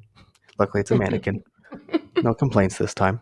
Um, and I don't know, just that I love the whole, like, the 50s was all about the perfect life and the perfect home and all that. And it's showing you that, but now being completely destroyed by these bugs, Oh yeah. but still leaving the remnants of like the happy part of it. I think that's a really fun touch. Oh yeah. And it's so funny because like you said, the sound design, it's so different than the other houses because it's very happy and upbeat. But then you hear the screaming and the triggers going off, and it's, what is this? Get it off of me, run away, like shit like that. You have the guards trying to play hero, but they're dying as well. Hmm. And it doesn't smell bad. It actually smells good because the exterminator product smells like pine, I believe. Yes. Yeah. And you have advertisements for that when you're walking in. So the house smells good on top of it. But there's a lot of sif, so much so that it was caught in my hair. It was caught on Duff's backpack. It tried to steal Um, my camera rig. yeah, it tried to choke me because it was stealing Duff's camera. We were kind of playing the Three Stooges in this house on Friday. So forgive the TikTok that comes out. There's a lot of like, ugh. Yeah. And then Uh, because of all this SIF, very oh, unsurprisingly to our pre-event expectations, this has the blackout hallway. oh yeah, and it has so much going on in it. There's no actors in it, but there's like wires at your ankles that they're moving with air pressure, so it feels like things are hitting you. And there's air cannons, there's water cannons, and you're walking through this. You see the little fake roaches on the wall. And the SIF is It's so heavy in this room. and it's It, not just fishing line; it's like the mm, different kinds of yeah. sif on top of each other. And it's long, so as you go by it, it kind of like lays on your arm rather than just brushes by. Mhm. So it feels like they're actually on you. I don't know if they did that intentionally or if it just worked out that way that it kind of like will sit there on you as you go by, but it works so well. People, you are going to hear people scream in this room every time you go in. 100%. There is Oh yeah. so much screaming. It's so fun though, because like for me, this house is not high scare, but it is high fun. It is. Hmm. I just smile the entire way through, and I watched like a big tough guy get wrecked on Sunday in this house, and it was just so satisfying. I get why Laura was like, "I'm gonna sit outside bugs and just kind of Yeah, watch right. people." I would do that too if I had that power. I just I love this house. I There is a huge bee. It's like the queen, and its name is Bee for Beyonce. Um, which our tour guide told us. And the big roach's name is Patty in the kitchen, Hmm. Patricia. So there's just this huge bee, and it is like mind flayer scale. You walk under it and into the next scene. It's just another thing where the sets are massive, even though it's a tent house. Some of them are massive, not all of them, but the showroom sets are as big as they need to be. It's a showroom, Yep. but they use what they can. And I'm happy to report, if you hate bugs, there is reprieve at the end. It is not an intense ending. You escape. You are alive. You do. Congratulations. The what is it? The army or something comes and saves Mm. you. There's a Some soldier. some military guy from the 50s. Yeah, but another thing where there's like glowing. I think it kind of glows in that final scene. Oh, we got to talk about my favorite and everyone's favorite, the maggot larva babies Oh. in the bedroom. I can't go in that scene now without going wiggle baby. They stand.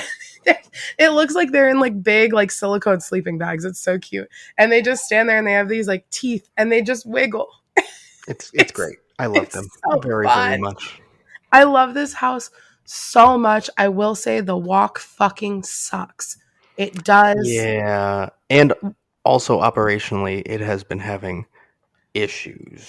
Oh, that merge point with express and standby is not fun Yeah. They're at all. also like consistently over the first 3 days, for whatever reason, this house specifically has been misposting wait times. Not the whole it's 30 and I walked on. They're posting like 5 and you wait 40 minutes. Oh, no, Long. no, no. Yeah. It is not good. Express is extremely backed up like all night apparently. Oh, I didn't Um experience that, luckily. Yeah, it is.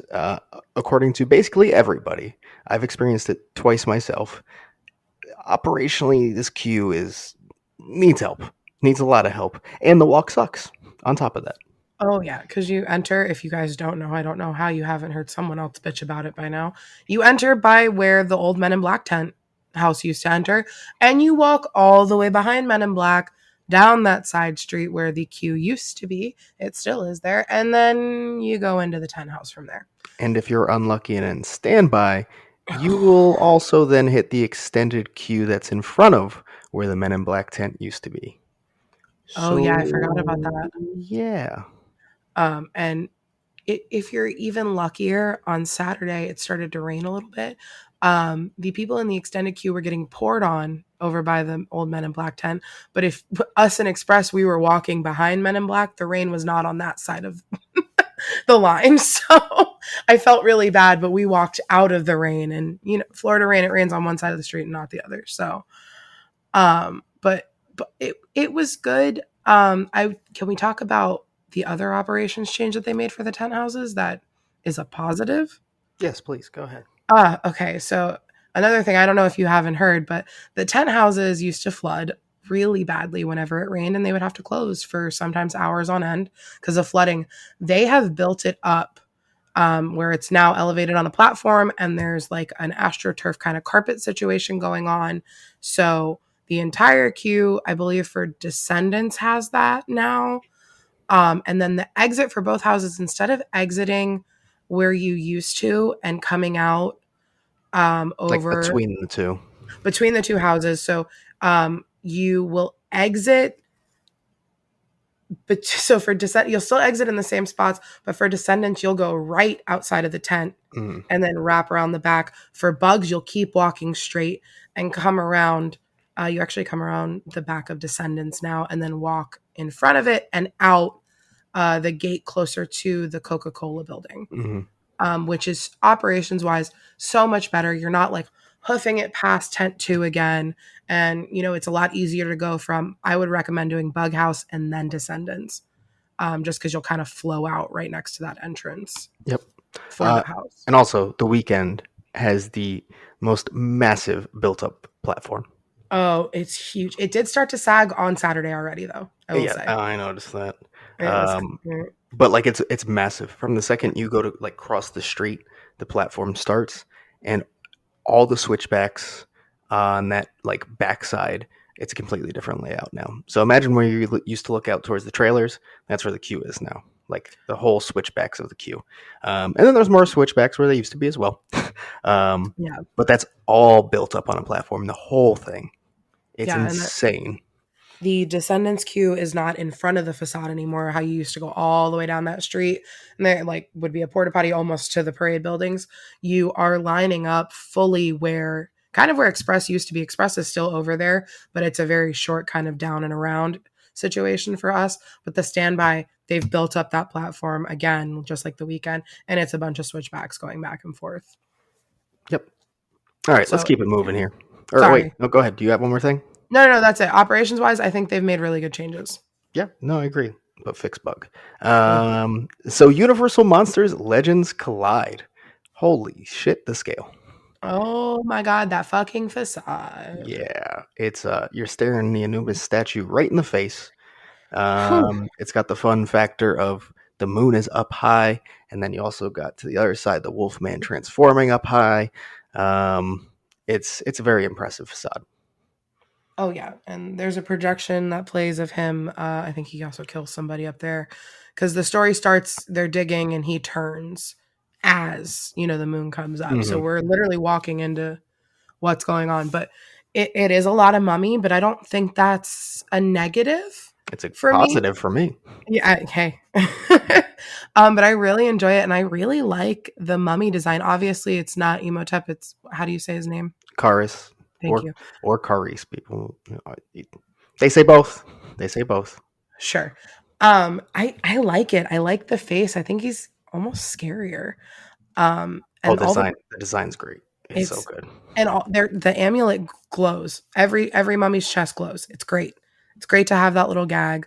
Um, The mummies are also very tall, very lanky. They're using those limbs to their advantage to ping pong you through this house. Like I said, my sister hit a wall, I hit the floor. Um, they are out for fucking blood, and that is not a pun because of Dracula. The gag at the end with the winner every night, the way that they do it, I just want to get this out. There's two different doors, and you either have Dracula with a stake through his chest or the mummy with the amulet ripped out of his chest. The Wolfman doesn't have a body, but he can just be a head if he's not the winner. Yep. Um, so they just open or close a door, and then the finale person changes with the head. I think that is so simple. I fully thought they changed a whole body on opening night. Oh, right. Yeah, that's what I I was like, thought. yeah, I was like, it's nightly. That would make sense because it's a nightly swap, yeah, so they could do that easy. No, they just nope, open and close the door. literally. It's so simple. It's on a slider. And again, that like the scale, look up, look around. This is another one. I'm so glad we got to do it on unmasking because just the ability to take pictures and kind of look at it later was just I'm very Hmm. grateful for that because there's so much to look at. And of course, we actually got to see the fun Easter eggs that, of course, include a cup of coffee. Of course. That is right next to a notebook that says, with like notes taken. It's actually a book, but there's like notes taken on it that say the curse is real. Some things referring to Rick O'Connell. Mm. So very much referencing the ride more than the films itself, but the Brendan Fraser mummy films in general. Yeah, and there's also they said a lot of, if not almost all the coins are old Mardi Gras coins. Hmm. And some of them are Just actually very visible. After yeah. I looked while we were even during show, it is still visible in that one scene that they are Mardi Gras coins. Yeah. So look for that. They you Screen can used screen used prop from the '99 film as well. oh there was. There is it's like just a very simple like gold body sculpture, like mannequin type thing, and yeah, it was a screen used prop from the '99 film. Yeah, it's right there off the path you're walking. But there's another flying scare in this one. The room with the flying scare is really good. I haven't gotten all three of them because this is we made the joke on the I tour. This is have. okay, rub it in. This is where the legends collide because you have Dracula flying at you directly, and then you have Wolfman and Mummy on either side. And, if all plays out the way they want it to, you're going to get hit by all Mm, three of them at the same time. and they reset quick. I don't know how that Oof. Dracula goes back and forth so quick. It's the fastest bungee return I've ever seen. Oh, I got to try to hit this week. And that triple scare, the trio of legends colliding, is a lot of fun. It is a lot of fun. All right, we gotta do this week and cross our fingers for a perfect hit right there because I need it. Yes, please. Um, but even if we don't get that, they are fire. All cylinders, every single cylinder. I don't even know what else to say. This is another house where the lighting is so nice. There's one point where I think the sun is starting to come up at the end of it, and you kind of see like the purple and the orange up at it. Just how did they do this? Like you're in a parade building. How? It's just how? Yeah. No, it's. I mean, I think we knew we weren't going to hate a Universal Monsters house, No. but I'm still extremely impressed by what we got, and very happy it is as mummy heavy as it is. Oh yeah, it's very familiar. If you love the 29 house, it's gonna feel familiar. I feel like they all kind of have a sense of familiarity to Mhm. them. Um, but something overall that I noticed this year is that they're reusing a lot of sets from other houses. That's not a negative. And it might not be that they had the whole set in storage. They're just using the blueprints again. Um, this was a house where some of them you could tell, that corridor was from 29 or something like that. But that's not a negative. We loved those scenes in that year. So Mhm. Exactly. So let's take a step back here and drop down to mm. Hellblock Horror. Oh, boo. I didn't think it was that bad. I mean, it's a pretty big drop from Monsters. Okay, yeah, that's fair. Yeah, it was built on a very, very tight schedule, and apparently, the famous Blood Day where they get to go bathe everything in blood was the day between team member preview and opening night. Yeah. So that tells you where they were at. Stuff is literally being added every day. Yep. Yeah, I mean, it tells you all you need to know about the scenes or the sets themselves. It's a prison. Um, I So also think seeing a lot of those characters is cool. Seeing them in those jumpsuits can be a little goofy depending on who it is. Some goofy in a fun way, and some goofy like I really didn't need to see this. yeah. Yeah. Some of some of it feels cheap haunt, like just throwing a jumpsuit on a mask, like the what is it, the dead end zombie? I think he Mm, looks kind of silly. I'm not gonna lie.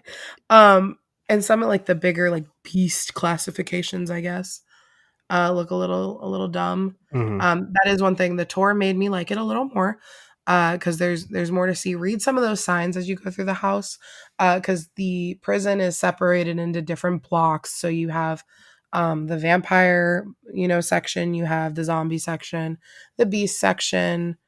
Um, maybe an alien. I think there was an alien section. And so, as you go into each one, different characters from, past houses and zones and stuff like that will pop up. Some of them are not exactly the same. There's been redesigns. Um, but it's cool to see, but you can kind of tell, I feel like in the facade where, that it was fully a cabin. Um, that was just made into a prison, but maybe that's just me. Maybe I'm just imagining things.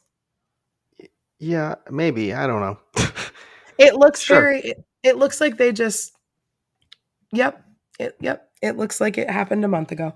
But it's not a negative. There is a vampire rat on the facade that is my baby.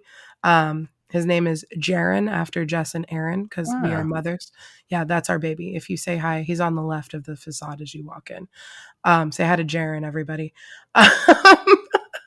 But I had a lot of fun in this house on Sunday, like I said.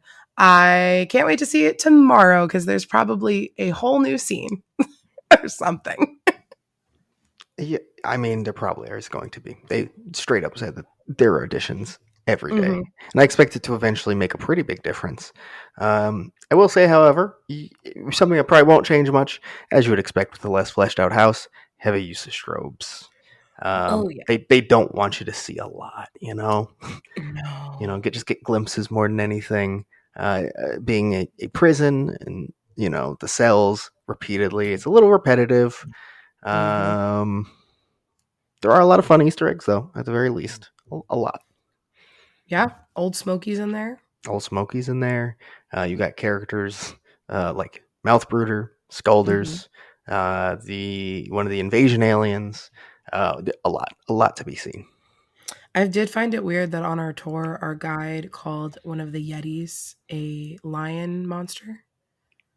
Um, Oh, yeah, and the where the Scolder head is actually. yeah, where the Scolder head is. So it is very clearly, I think it was a Yeti from Slaughter, not from Terra in the Yukon. It was like that, or The maybe no, it was Swamp the Yeti. no, no, no. It's not a swamp Yeti. It is Ashley pointed out. It's like the peanut headed Terra in the Yukon Yeti. Hmm. And our guide I was like, oh, that's a Yeti. And she's like, no, it's a lion monster. And I was like, okay, that's a bold choice, but I respect it. So that was kind of weird to me because she was super knowledgeable on everything else. I don't think that was her. I think Universal was like, that's not a Yeti. Yeah, you Okay. know. But it's a fun house. It's just, it's a very cheap trope that is obviously covering up something. Yeah, yeah, definitely. Um, I don't know. I think the ending's fun with the story. You're trying to Mhm. destroy the power core, blow everything up. You blow it up. It's over. You die. Everyone dies. Good night. Yeah. My favorite trigger, I think, this year is in that house so far. And Which one? it's the guard that blows up. Because it's a guard on the right on a platform. A lot of platforms this year. A lot of actors are up higher, Mm-hmm. which isn't a bad thing because to me it's scarier because I'm already short enough. And then you got like a monster on the left on the floor, and then one on a platform. And the guard goes, "Oh, screw it! You're gonna murder us all anyways." and he hits the trigger, and then all it just blows up. The whole thing blows Yep. up. And I just like It how is a funny dramatic. moment. Yeah, it's just so stupid because it's like the actor as they reset, they like go back to calm after they hit the button. So it's just funny for me to walk through. You made it all this way, and that's where you're like, you know what? I guess I'll do it. I'll blow everything up. Fine. Yeah, you've watched like other people. There are cool projections. There's like a tentacle monster ripping people apart behind one of the Mm-hmm. doors. So there's cool stuff like that. They just need to add more of it. I don't know if it's more actors, more scenic, more something to just cover it up, but something. Just they just need to add more and flesh it out a bit. The That's all. actors are doing the thing. I was just as scared as I was in Monsters as I Mm-hmm. was in Hellblock. It can be a very scary house for sure. Yeah, I don't think it's the actor's fault that it's falling where it's falling. Oh no, it's the house. Oh yeah. It's the house. I also have a friend in this house. I did not mention that who's a scare actor, so that sometimes can change my view on it. It makes it more fun for me. That's fair. That's So fair. I don't. Sorry, scare actor friends. yeah, Um. All right. Let's. I don't have anything more to say about it. Do you? yeah. Moving Okay. on. Descendants of Destruction. I love this house. I love this house so fucking much. This is what I wanted. I know it's not a Seeds sequel, but the first scare actor you encounter when you walk in is a ghillie suit from Seeds. It is. So I don't care what anyone says. The story of this is the air's not good. Obviously, you're in New York. In Seeds, you were somewhere on the West Coast, I believe. I can't remember, but maybe Arizona. That feels Arizona. It right. was Arizona. Okay. So to me, I feel like the air is not good because of the plants, maybe because that first scare is a seed scare. So you walk into the subway station, and immediately there is a subway car. This house Hmm. has, I think, like 3 or 4 fully built subway cars. They are full sized. Yeah, they're fucking massive. Cute in a tent house. This is a tent. One of them literally angled like it crashed down, like the Yeah, track like collapsed and it came down, and it goes so high up. It is yeah. insane. It's like 2 to 3 stories high. Just that's one subway car. And then, as our guide pointed out in Unmasking, the way that you walk into the house, the subway car you see is actually for scene 3 or 4. Hmm. So even though it's in scene 1, that car actually contains another scene inside of it. It's not just a facade. Yep. It's practical. It is the track of the house. So, and the same thing with the subway car. And you're right. To me, the characters, they're very similar, but it's very Mad Max. They have respirators on because the air is not good. The deeper you go, it's supposed to be more like hybrid humans. I don't really get that, like we said. When we get to the end of the house, I do see where we've kind of lost the humanoid, and it's more whatever these underground beings or whatever are. But to me, the story is more there's no more food. We're cannibals now than it is we're mutating Hmm. with the life. And that's not a negative, but it was just presented in the way that we're mutating. The bioluminescence is so good in this house in the finale. Yeah, it is, and that's when the intensity really starts to pick up in this house. It's so scary. It gets so scary in the end. I love it. The one inconsistency is that first or that second room, it did have someone with that the sparks. You know how where you have a positive and negative Hmm. charge and the Hmm. sparks fly. I only saw him on Friday. I have not seen him since then. I think I caught it on Sunday. Yeah, I did. I I definitely did. wonder if it is a case of the other cast not having someone who's trained, That could be. and I'm just not catching the right cast Maybe. anymore. So I wasn't because I believe another house had that in it, but I couldn't tell you what it is at this point. Whatever. It was Descendants in another house have that like sparky. Was it Hellblock? It was Hellblock. I think so. I think you're right. Um, but I don't think I caught it in Hellblock either. Now that I'm thinking about it Hmm. after Friday. Hmm. Whatever. But it's a really good house for me personally. If you don't love like that dystopian kind of thing, you're gonna walk through it and go, yeah, it was all right, but let's go through Dead Man's Pier or something like that. Um, Yeah. I can see it falling very middle of the road for a lot of people. But for people who this is like their niche thing that they love, they're gonna be obsessed with it, like I am. Oh, absolutely. I think it's executed so well. And to jump back Yeah. real quick to the story, I was hoping the Unmasking the Horror tour guide would have the answer, but they really didn't on the whole. is it a Seeds sequel? They said basically that they were told it was the cousin of Seeds, and that's how it was presented to them, and Yeah. that's all they were given. So you're gonna have to get that directly from like a creative director themselves, probably. Oh, if I ever get one of them in a room, that's the first thing I'm asking. Yeah, because like I want to know, like I want to know, like did you like because it wouldn't be the only time that something has been like tied to something else and then not actually presented that way. So it's possible. Like, did they feel it was worth it to mention it was? I don't know. Is it Yeah. not? Is it not actually a sequel or a prequel? That also might be the case too. So, But also, like, I feel like it very much feels like Seeds. oh, and I mean that's the whole cousin part. It's definitely it Yeah. was basically like at the very least they went Seeds was fun. Let's do something like that again. But it's like when you look at it on paper, plants Oh yeah. Oh and yeah. it doesn't look the same, but like once you experience this house, if you haven't yet, like, hey, good for you if you're listening to a spoiler episode at this point, because I'm the same way. I feel like you're gonna get the vibe. It's the vibe you want. Shit's gone wrong. What's going on? Another, good use of another set we've seen before, the dead exposure subway car, I feel like was very much reused in this. Because when you walk through one of the cars, it's the same thing, just kind of minus the mirrors. Mm-hmm. Um, but I love that. I love the actors in it. It's very dark.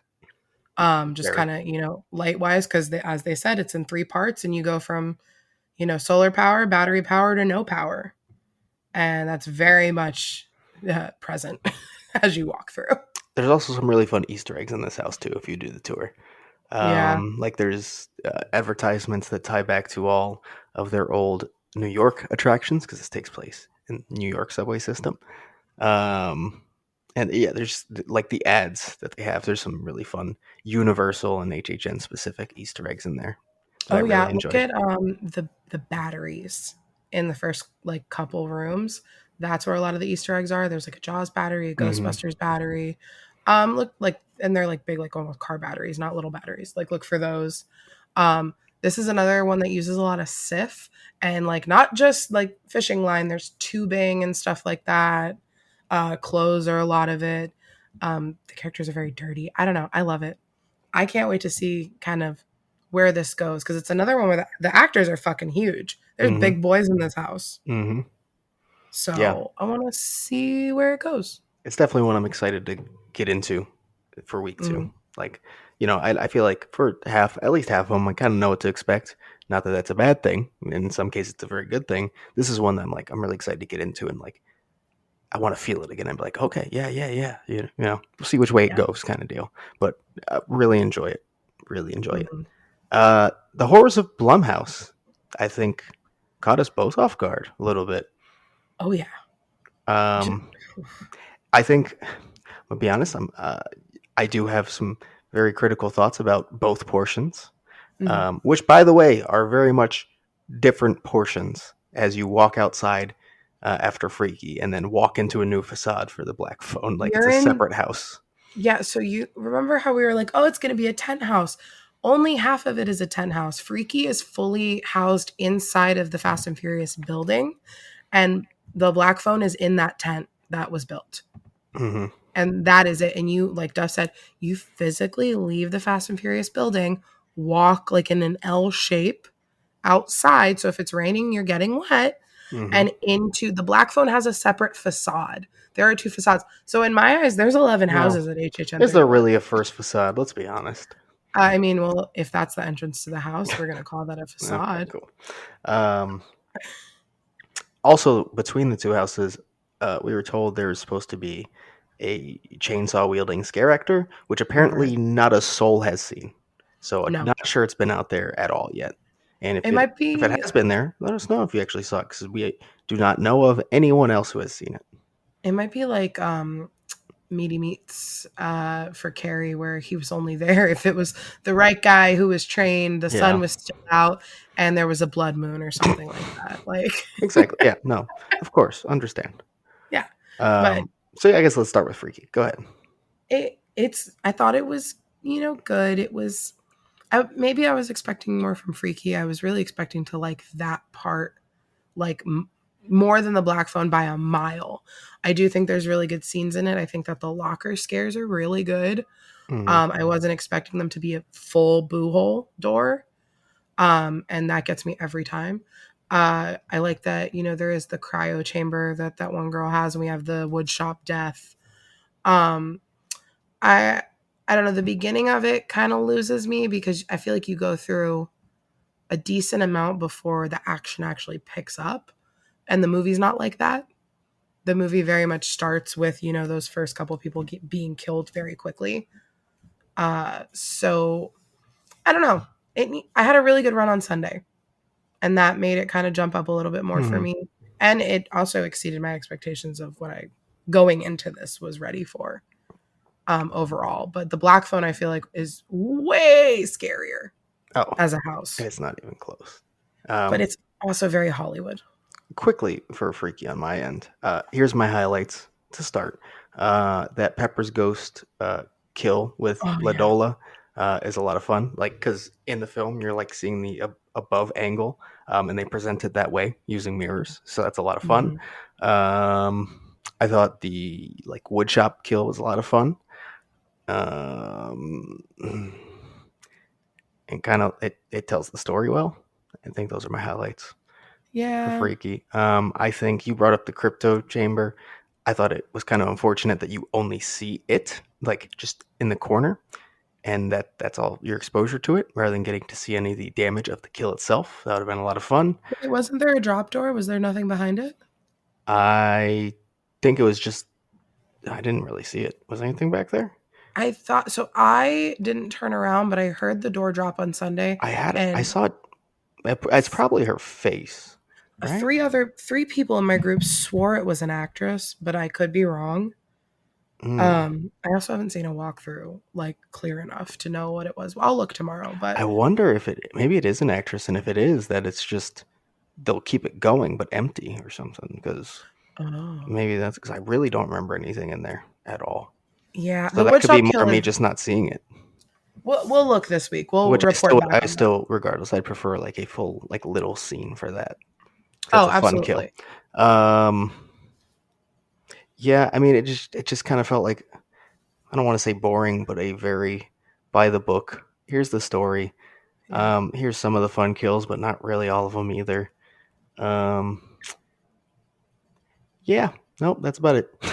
yeah. You get like I guess for me, I don't love the ending of Freaky because it's the jocks, so you get like the chainsaw to the dick, but Hmm. it's a static figure, and then she comes out with the chainsaw and you get sprayed with water. So if you catch that, it's cool. It's not really a scare. And then the other guy is, I think, like a puppet almost, where his body moves out to you as you walk by, but it's not really like a finale to, well, I guess maybe there is another scene where the butcher, there is, where they're like shooting the butcher. That scared the shit out of me. Um the butcher is scary because he's like 6'5". Yeah. That's the part about this house that gets me. But the girls, I don't remember the girl's name from Freaky, but the actress is playing her. They all look great and they're very intense. They're trying their hardest. But I also think this house is too well lit. But that's also how the movie is. Hmm. Yeah. So, and No, then it's true. compared to the Black Phone, which is completely dark. Maybe we were wrong all along, and Freaky was not the better of the two to fit a house.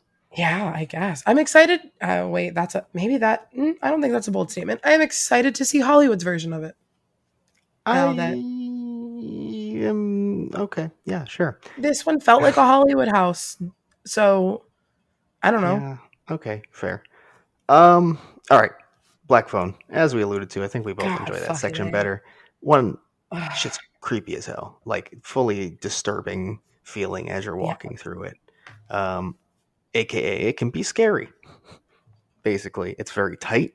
They have some well hidden boo holes. It's dark Mhm. as shit, like really dark as shit. I remember when we were recording in this house, I was like, "This is pointless. This is Yeah, fucking pointless." In the black phone section, I could literally. not see anything on the phone. This was the one where I joke about it like what when you're able to film in these houses, and this is again not, knocking on it, it's a great experience. It takes away some of the scare because you're looking through a phone.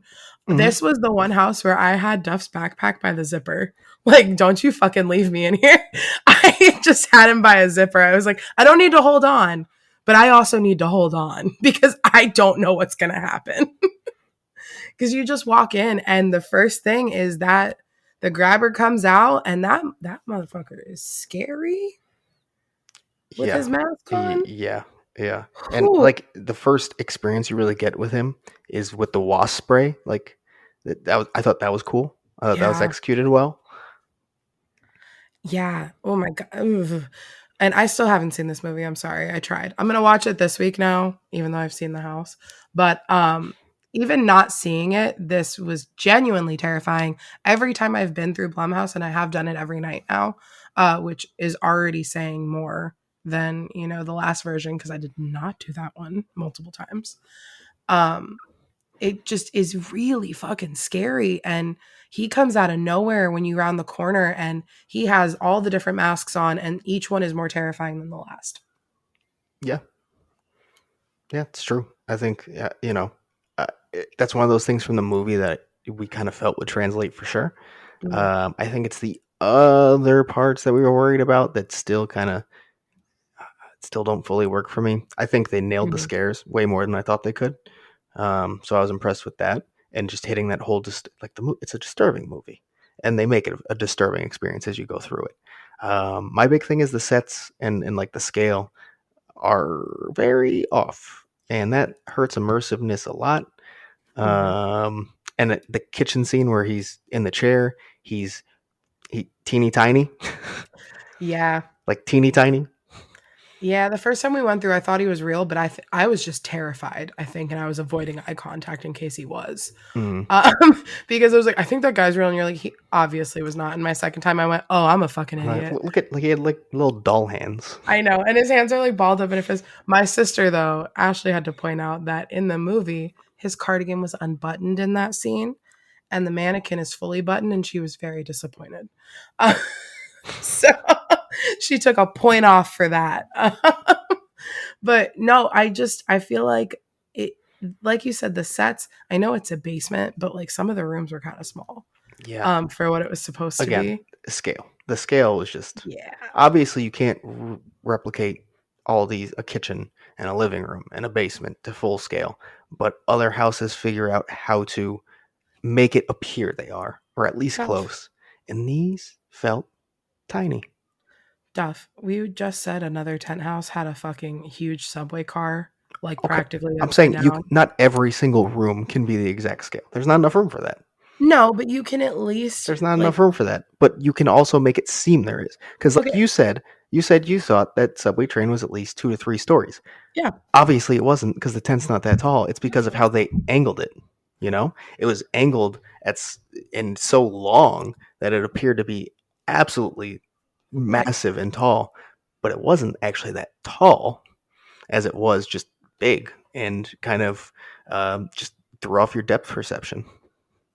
That's fair. That's how they build sets like that outside like Dead Man's Pier, which is actually massive. That's usually how they have to execute it. They have to trick you, and I felt like in this case there was no attempt to trick you. It was, yeah, we don't have a lot of space, so this kitchen's really small. This living room, you walk through it in 2 steps. Yeah. I know. It just for me. So the one, it's not even a downside because it still makes it scary, and this is why it feels like a Hollywood house.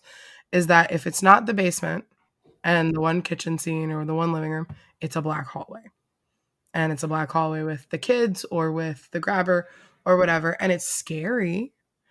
But is it going to compare to something like Dead Man's or even Bugs or Descendants that are also intense? No. Is it really good for a Blumhouse house? Yes. Yeah, no, I think it's still my favorite Blumhouse house. 100%. I think some people will argue Volume 1 still. No, I still think this is better. I I I I'll think it's hear just the eh, I think the black phone part, as much as I just kind of seemed like I was knocking it, just has such this creepy vibe and hits the scares right that it carries it above everything else on its own almost. oh, absolutely. And it's not like the freaky section's offensively bad, you know. So is what it is. I thought it was better than I expected. It's still not like my favorite by any means. Yeah. All right, last house, and then we'll do our rankings right after. Halloween. He do be Michael Myers. Yeah, I mean, again, it's Halloween. It's the 78 film. Can I complain about my number one complaint? Yes, please. How are you? Okay, you can argue me in a second, Duff. How are you gonna do the quote unquote Texas treatment and move a tent house to a soundstage and redo it and not have a fucking facade? It is a cold open into the scene where he kills his sister as a kid. Yeah, I understand. We're in the movie. I understand. The Michael Myers house is in the house. You do see that set eventually. But I'm going to argue that it is not a facade, it is a set. And I think that something like this, let us walk through the Myers house. Let us walk through the front door. We've been begging to do it for how many years? We don't want to walk behind the house. We don't want to walk by the house. Everybody wants to walk in the Myers house. Just let us do it. I was very let down on opening night when I walked in and I saw that it was just like a doorway into a hallway. Mm-hmm. It felt like a Shrek house. It felt like Halloween 4, walking into Halloween 4 at first. Yep. Um, But that's my only complaint. After that, it was a good Halloween house. I don't know why you think I'd argue with that. No, not with that. There are some people out there who will argue, well, there is a house and it's a facade. No, it's a set piece. Just like in Trick or Treat, that wasn't the facade when you walked past the 4 houses in the neighborhood. It was a set. Thank you. Facade is an entrance. My biggest issue with it too, obviously, I would have loved the facade, and it would have been great, and I could have just been in the house again. I don't care. Um, but the cold open wasn't even good. It didn't have payoff. Right. Like literally the scene it transitions to, where it's just black and Michael Myers is to your right, and it has the Halloween like narration and projection, is literally better than the actual 2 rooms with the cold open. Mm-hmm. That should not be better than those scenes. No. So it has 0 payoff. Yeah, no, I mean, it starts off on a terrible foot for me. Like you said, otherwise, I think there's some fun sets. There's decent scares, as there typically is with Yep. Halloween houses. Michael Myers is imposing. I think they have a good fake out at the stair scene.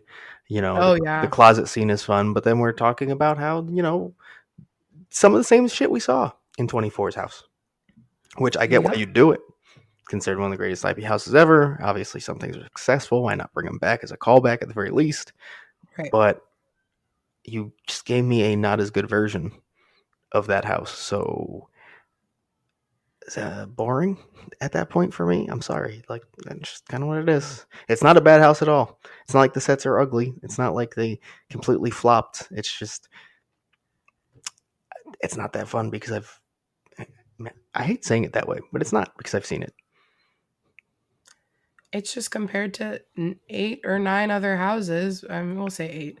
8 other houses that are really good, like, or even 7. I'll give you that. I don't think that I saw a lot of people put this as their number 2 house behind Dead Man's Pier coming out of this weekend. I'm sorry, you're wrong. You're smoking crack. Stop. Take the fucking blinders off and stop sucking the IP dick. Like, I'm sorry to put it so crass, but like the originals are so good this year too. Don't shit on them just because Michael Myers is your boy. Or you still hate the weekend for some reason. I didn't see a lot of people doing that, but I still saw some grumpy old people. Mm-hmm. This house is just Michael Myers. I don't know. It's exactly what I expected, except that opening scene really disappointed me. I cannot lie about it. There's good scares. Like you said, that closet scene is gonna scare the shit out of me every time. You walk by and Laura's on one side and Michael's on the other, and you're fucked. So, oops. But it's not something that I feel like I have to do every night, and that is saying something because I will do all 10 houses every night if I can. Normally, Yeah, no, I'm with you. I'm with you. All right. Well, I don't think we have much more to share about that. So let's rank those houses, starting with our 10, of course. If you want, I'll kick it off, I guess, because I think yeah. you know where I'm going with this. Crazy, because on my hype list, I said, yeah, it's my lowest, but I bet it'll be like in the middle of the pack for me. No, it was last actually in my real list too. Number 10 is Halloween. My number 10 is also Halloween. It has not changed from my hype list. Great. Look, we both did great. Even though I literally said it wasn't a prediction and it wouldn't be. It there it is. My number 9 is I almost moved it higher, but I couldn't yet. Hopefully next week. Hell Block Horror. Okay. So my number 9, this is the biggest fall from grace. This is why you don't meet your idols, Oh kids. no. Spirits of the Coven. Ooh. It went from number 1 Ooh. to number 9. Ooh. I could not leaving this Wow. weekend rank it any higher. I loved the other 8 houses that much. I'm sorry. I can't wait to see where it goes. I am fully expecting this in a week to be having a different conversation. I hope. Not expect. Man, I don't want to have expectations I thought you anymore. put it a tad higher. Okay. I couldn't. I was that disappointed, Duff. You saw me after I walked through the Yeah, first time. no, I know. I couldn't talk. I know. And not in a good way. I'm never speechless. I know. I know. All right, number 8 for me. The Horrors of Blumhouse. Again, I think that did a lot well. It also just didn't do a lot great either. So 8's pretty fair. Okay. This one's probably going to piss people off. But this is my rating, and that's just because I haven't had a great run through yet, and it's Fiesta de Chupacabras. Again, I'm expecting this to be higher. I just need more. I'm not going to lie. Hellblock and Blumhouse, they really shocked me on Sunday. Man, that one run jump, I like it. Yeah. I like it. Well, my number 7 kind of got the same treatment, actually, and that's Spirits of the Coven. Because on Sunday, I got a great run. And I saw some more potential, even though nothing had really changed. It was a bit more full, a little bit more action going on. I kind of took in a bit more, which helped it somewhat. I still don't love the jarring change of scenery suddenly, but I could still see it keep going up if it's consistently like that. Okay. So my number 7 is Hellblock Horror. This one has not moved from my hype list. Started 7, stayed 7. I think those runs on Sunday, they were both very consistent. Granted, it was the same cast. So I'm hoping that, the other cast picks it up and they really do some more this week. So it either goes higher and does not fall lower, hopefully. Because it probably will. The minute something gets better, it will go lower. I can guarantee that. Yeah, I think it's one of those ones that I want it to go higher. I really do. But I just feel like other stuff's going to keep it down at the same time. Because as it gets better, other stuff's going to get better. That's just how it works. Number 6 for me, Fiesta de Chupacabras. It is one I fully expect to finish in my top 5 when it's all said and done. It's not there yet. I need some better runs. I need more time to take it in. But I think the story and the sets and the masks and the sound design, just a lot of recipe for success. And I think moving forward, I'm probably going to start liking it more and more and more. I also want to do the unmasking, the 3 house now. So we can yeah, absolutely get more on spirits and chupacabras. So my number 6 is Horrors of Blumhouse. So this one jumped a couple spaces. Wow. I had really good runs every time I went through it. It is genuinely scary, scarier than some of the houses I have ranked higher, which scares are not always everything. I love a whole package, but right now, coming out of opening weekend and coming from 30 where it wasn't high scare, I kind of needed a house like this to jolt me back into it, Yeah, no, I get that. My number 5 is actually one that after I walk out of the house, I would imagine it would be in my top 3, but for now it's only number 5. It's because our stuff is really good. Descendants of Destruction. Really enjoy the house. Don't have much negative to say. I think there's just some really good shit. That's fair. And I feel the same about my 5, which is Bugs Eaten Alive. I don't dislike anything about this. There's just 4 other things that I loved so much more, but this is probably going to get higher the more that, this cast settles into their roles. And, I feel like the camp could even go further. Yeah, definitely. Agreed. My number 4, Universal Monsters Legends Collide. Great house, great scale, great scares. And if that starts firing on all cylinders like I've had a run or 2 of already, consistently, when it's great, it's really great. when it's toned down, yeah, I mean, the top five still, but lower end for sure. But I could see this getting a bit closer to the number one spot. Not taking it, but getting closer. My number four is also Legends Collide. It was my number four going in on my hype list as well. Everything you said, this house is already starting to fire on all cylinders. Consistency will only make it get better. Um, and I'm excited to see, kind of what the actors do with that. I feel like those finale actors, as they start getting comfortable when they win, they're going to start doing more fun things because they get very much in your face. Oh, So, absolutely. My number three is The Weekend After Hours Nightmare. Um, that's actually exactly where I put on my hype list because I had concerns. I think the concerns are kind of where we ended up, but I still really enjoy the house a lot. And I'm sure it'll move around. I'm sure it'll move around both ways. To be completely honest, it's one of those houses that's gonna be very dependent on a weekly basis how good the runs were. mhm. That's just I don't think it has a strong enough story or anything that will kind of latch me on permanently. It's going to be the runs and how they go consistently. So I expect a lot of movement here. Okay. So I have to ask the question. Have Mhm. you been Beetlejuiced or no? No, no, no, no. It's my number three. No, I know. I just gotta ask. no, not That at all. was I actually really think it's a really great house. So because it is.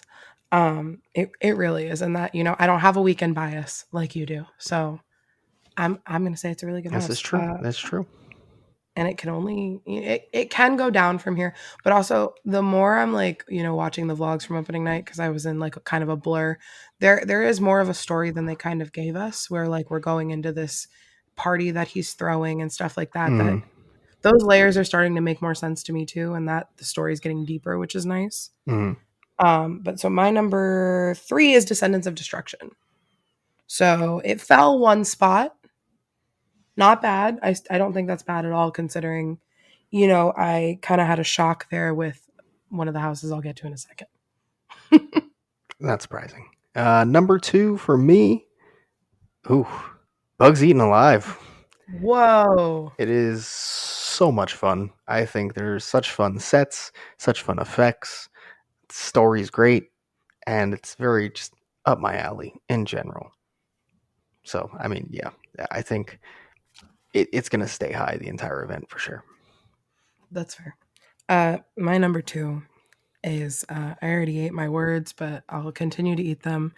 My number two is Dead Man's Pier, Winter's Wake. I love this house. I really, really love this house. And I do not regret putting it as low as I did on my hype list, because there was nowhere to go but up. And look how far it rose. It went from what did I have it at before? I had it at 8. It went from 8 to 2 It's a big in 3 days. rise. Yep. And Coven went from 1 to 9. Yikes. What's your number one? It's Dead Man's Pier. Yeah. Yeah, I mean, I don't need to elaborate. I get it. The only reason it's not my number one is because I really loved The Weekend that much that Wow. it is my number one. Who would have thought? Not me. On this podcast, I would have thought it would have been you and Mike. Right? Crazy. But I feel like that just shows kind of where it's at. I think it's a gory house. It was gorier than I was expecting. It's not covered in blood, but actually the finale is. But I just think that it is so much fun that a haunt needs a house like this. It needs something that feels lighthearted, but in like the bones of it, it's actually very dark. But it's covered up with this really good soundtrack. So Mhm. I really like it. I think the character design's great, and I think that the actors are already firing, and they can only go, up from here. Yeah, definitely. I think it can't go down again. It's going to be weekly. It could, But it yes. could also just go up only. We'll see. We'll see. And then Jess, we are already quite a bit over 2 hours here, Yeah. and scare zones are something we already addressed that we did not get to spend nearly enough time in. So I don't think we really need to go into detail because we don't have enough, unfortunately. But that'll be fun for next week to see where we're standing and once we finally spend some time. But for now, we can give our rankings of them. So if we want to quickly run through, what is your number five? My number 5 is still Horrors of Halloween. We already said it. It's dark. It's also my number 5. It it Mhm. it needs some work, and even then, I don't think it'll jump higher than 5. It's good for what it is, but it's not going to pass the other scare zones. Not even close. Yeah. My number 4, this one actually fell a bit, and this is my own fault. It's the one I spent the least amount of time in. It is Conjure the Dark. My number 4 is also Conjure the Dark. Yeah. And again, I think it's the other 3 are just really fucking good. And while this one's fun and has good designs, probably just need to spend more time in and taking the shows. Yeah, same. Number 3 is Scarecrow Cursed Soil. Same. Yeah, okay. So I think our 1 and 2 are just flipped. Are they? Oh, no. I don't Okay. know. Okay. Well, Scarecrow's good. I like the barn aspect of it. Again, I just need more time. I also, yeah, I just need more time. That's it. Yeah, same. I think these top 3, to be honest, can all flop around at any point. I'm No, very okay. I'm very interested. For me, they can flop around at any point, and I'm interested to see what next week brings for that when I dip my foot in deeper. I don't know if my 1 and 2 will ever change, but they might. My number 2 is Sweet's Revenge. Same. No, Yeah. Again, I've I won. actually get to spend the least amount of time in this zone, so that's gonna have a lot to do with it. Loved what I saw, but barely got to take it in. Unfortunately, that's just Yeah, how it worked out. Very, very much running around for different reasons. Opening weekend, so it is what it is. yeah. I can't believe we have the same list. Is it that shocking? No, it is because everyone was like, "Oh, Graveyard is just gonna be what we think it's gonna It be," was number and I'm 2 like, on my hype list. "Oh, you're right. I'm sorry. Never mind." I think I'm having just war flashbacks to the Catacombs episode where everyone was like, "It's 5," and I'm like, "You're wrong. You're fucking wrong." Graveyard is so good. Graveyard is the one I've spent the most amount of time in, and it still is not enough time. Yep. It's also the one I've spent the most time in. I think it is the most atmospheric. I think it looks Mm-hmm. great. I I was walking out the other night and lightning was cracking in the background and I was like, "Holy Oh, shit, this is perfect." oh my god, and it is full of fog. It Yeah, is, so full of fog. Character designs are and, great. Sets are great, which we already knew beforehand. The lighting's great. It's everything I could have wanted it to be. my But also, I think Sweet Revenge and Scarecrow both have that potential too, in different. Well, yeah. Scarecrow in a very similar way, to be fair, and Sweet Revenge in a very different way. That's fair. I will say, this zone is my new home. I walked in and was like, oh, I just it hit me in the feels. It was everything I was expecting it to be and more. Mm. But I am not able to hide in there because it's very much lit by black light, and my hair is very glowing in there. So if you're looking for me and you see someone with neon green hair in that scare zone, I'm probably it's me. I'm trying to hide and it's not working.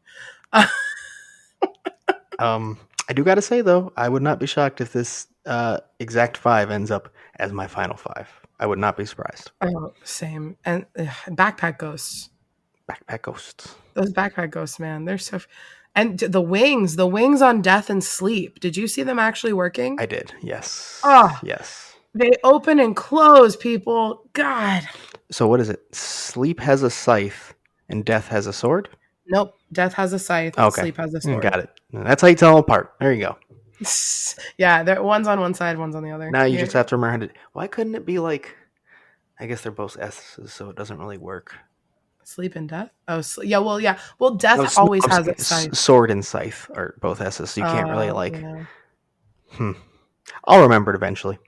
Yeah, but Death is supposed to be the Grim Reaper, so he's always gonna have a scythe. Yeah, it makes sense. But it's weird to me that Sleep has a sword. Yeah, I don't know why. But what would he have? Like a bag of sand? Like He puts you to sleep with the sword, permanent sleeps. all right. I guess that could be literally any item that could. Anyways, you didn't do the shows, but Ghoulish is higher than Nightmare Fuel for me. So simple. Let's put it that way. That makes sense. I've been told that Ghoulish is my shit and I need to go see it, so I will. Jess, it's very much your shit. I figured I was gonna ask you if you thought I would like it. 100%. I mean, I'm not going to fully judge it because for some reason you don't like Marathon of Mayhem from 29. I don't like standing. But this is the contents of this show is very much your shit. Yeah. The pre-show music is so much fun. It's so I much heard that, fun. I don't know if it's in the show or in the pre-show, but Britt, who was with me this weekend, was saying that there is a hillbilly version of Disturbia. Oh yes, which when she told me, tripped me out. It's in the show. I enjoyed it. I No. enjoyed it.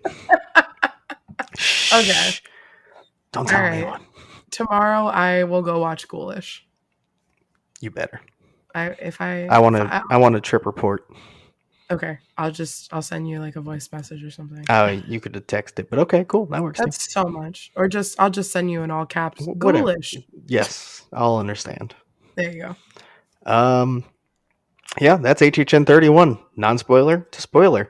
Wow. Unfortunately, we need to experience quite a bit more time in the scare zones. We need to eat more. We need to drink more. Luckily, we got what, 7 more weeks? Oh Eight my more god. weeks? What is it? I don't know. It's a lot. We got a lot of time. It'll I go don't quick, know. unfortunately, but it's a lot of time right now. We go to California in 3 weeks. We I do. just HHN Hollywood opens in like three Yeah, days. and the night we're recording, it is actually Team Our Preview there. Yeah. So hopefully you're all enjoying, and hopefully everyone who's local or traveling for it will enjoy opening weekend in Hollywood in a couple days. Yeah. Oh my god. I can't believe it's HHN is here. We've already done 3 nights. It's here. It is, and Holy shit.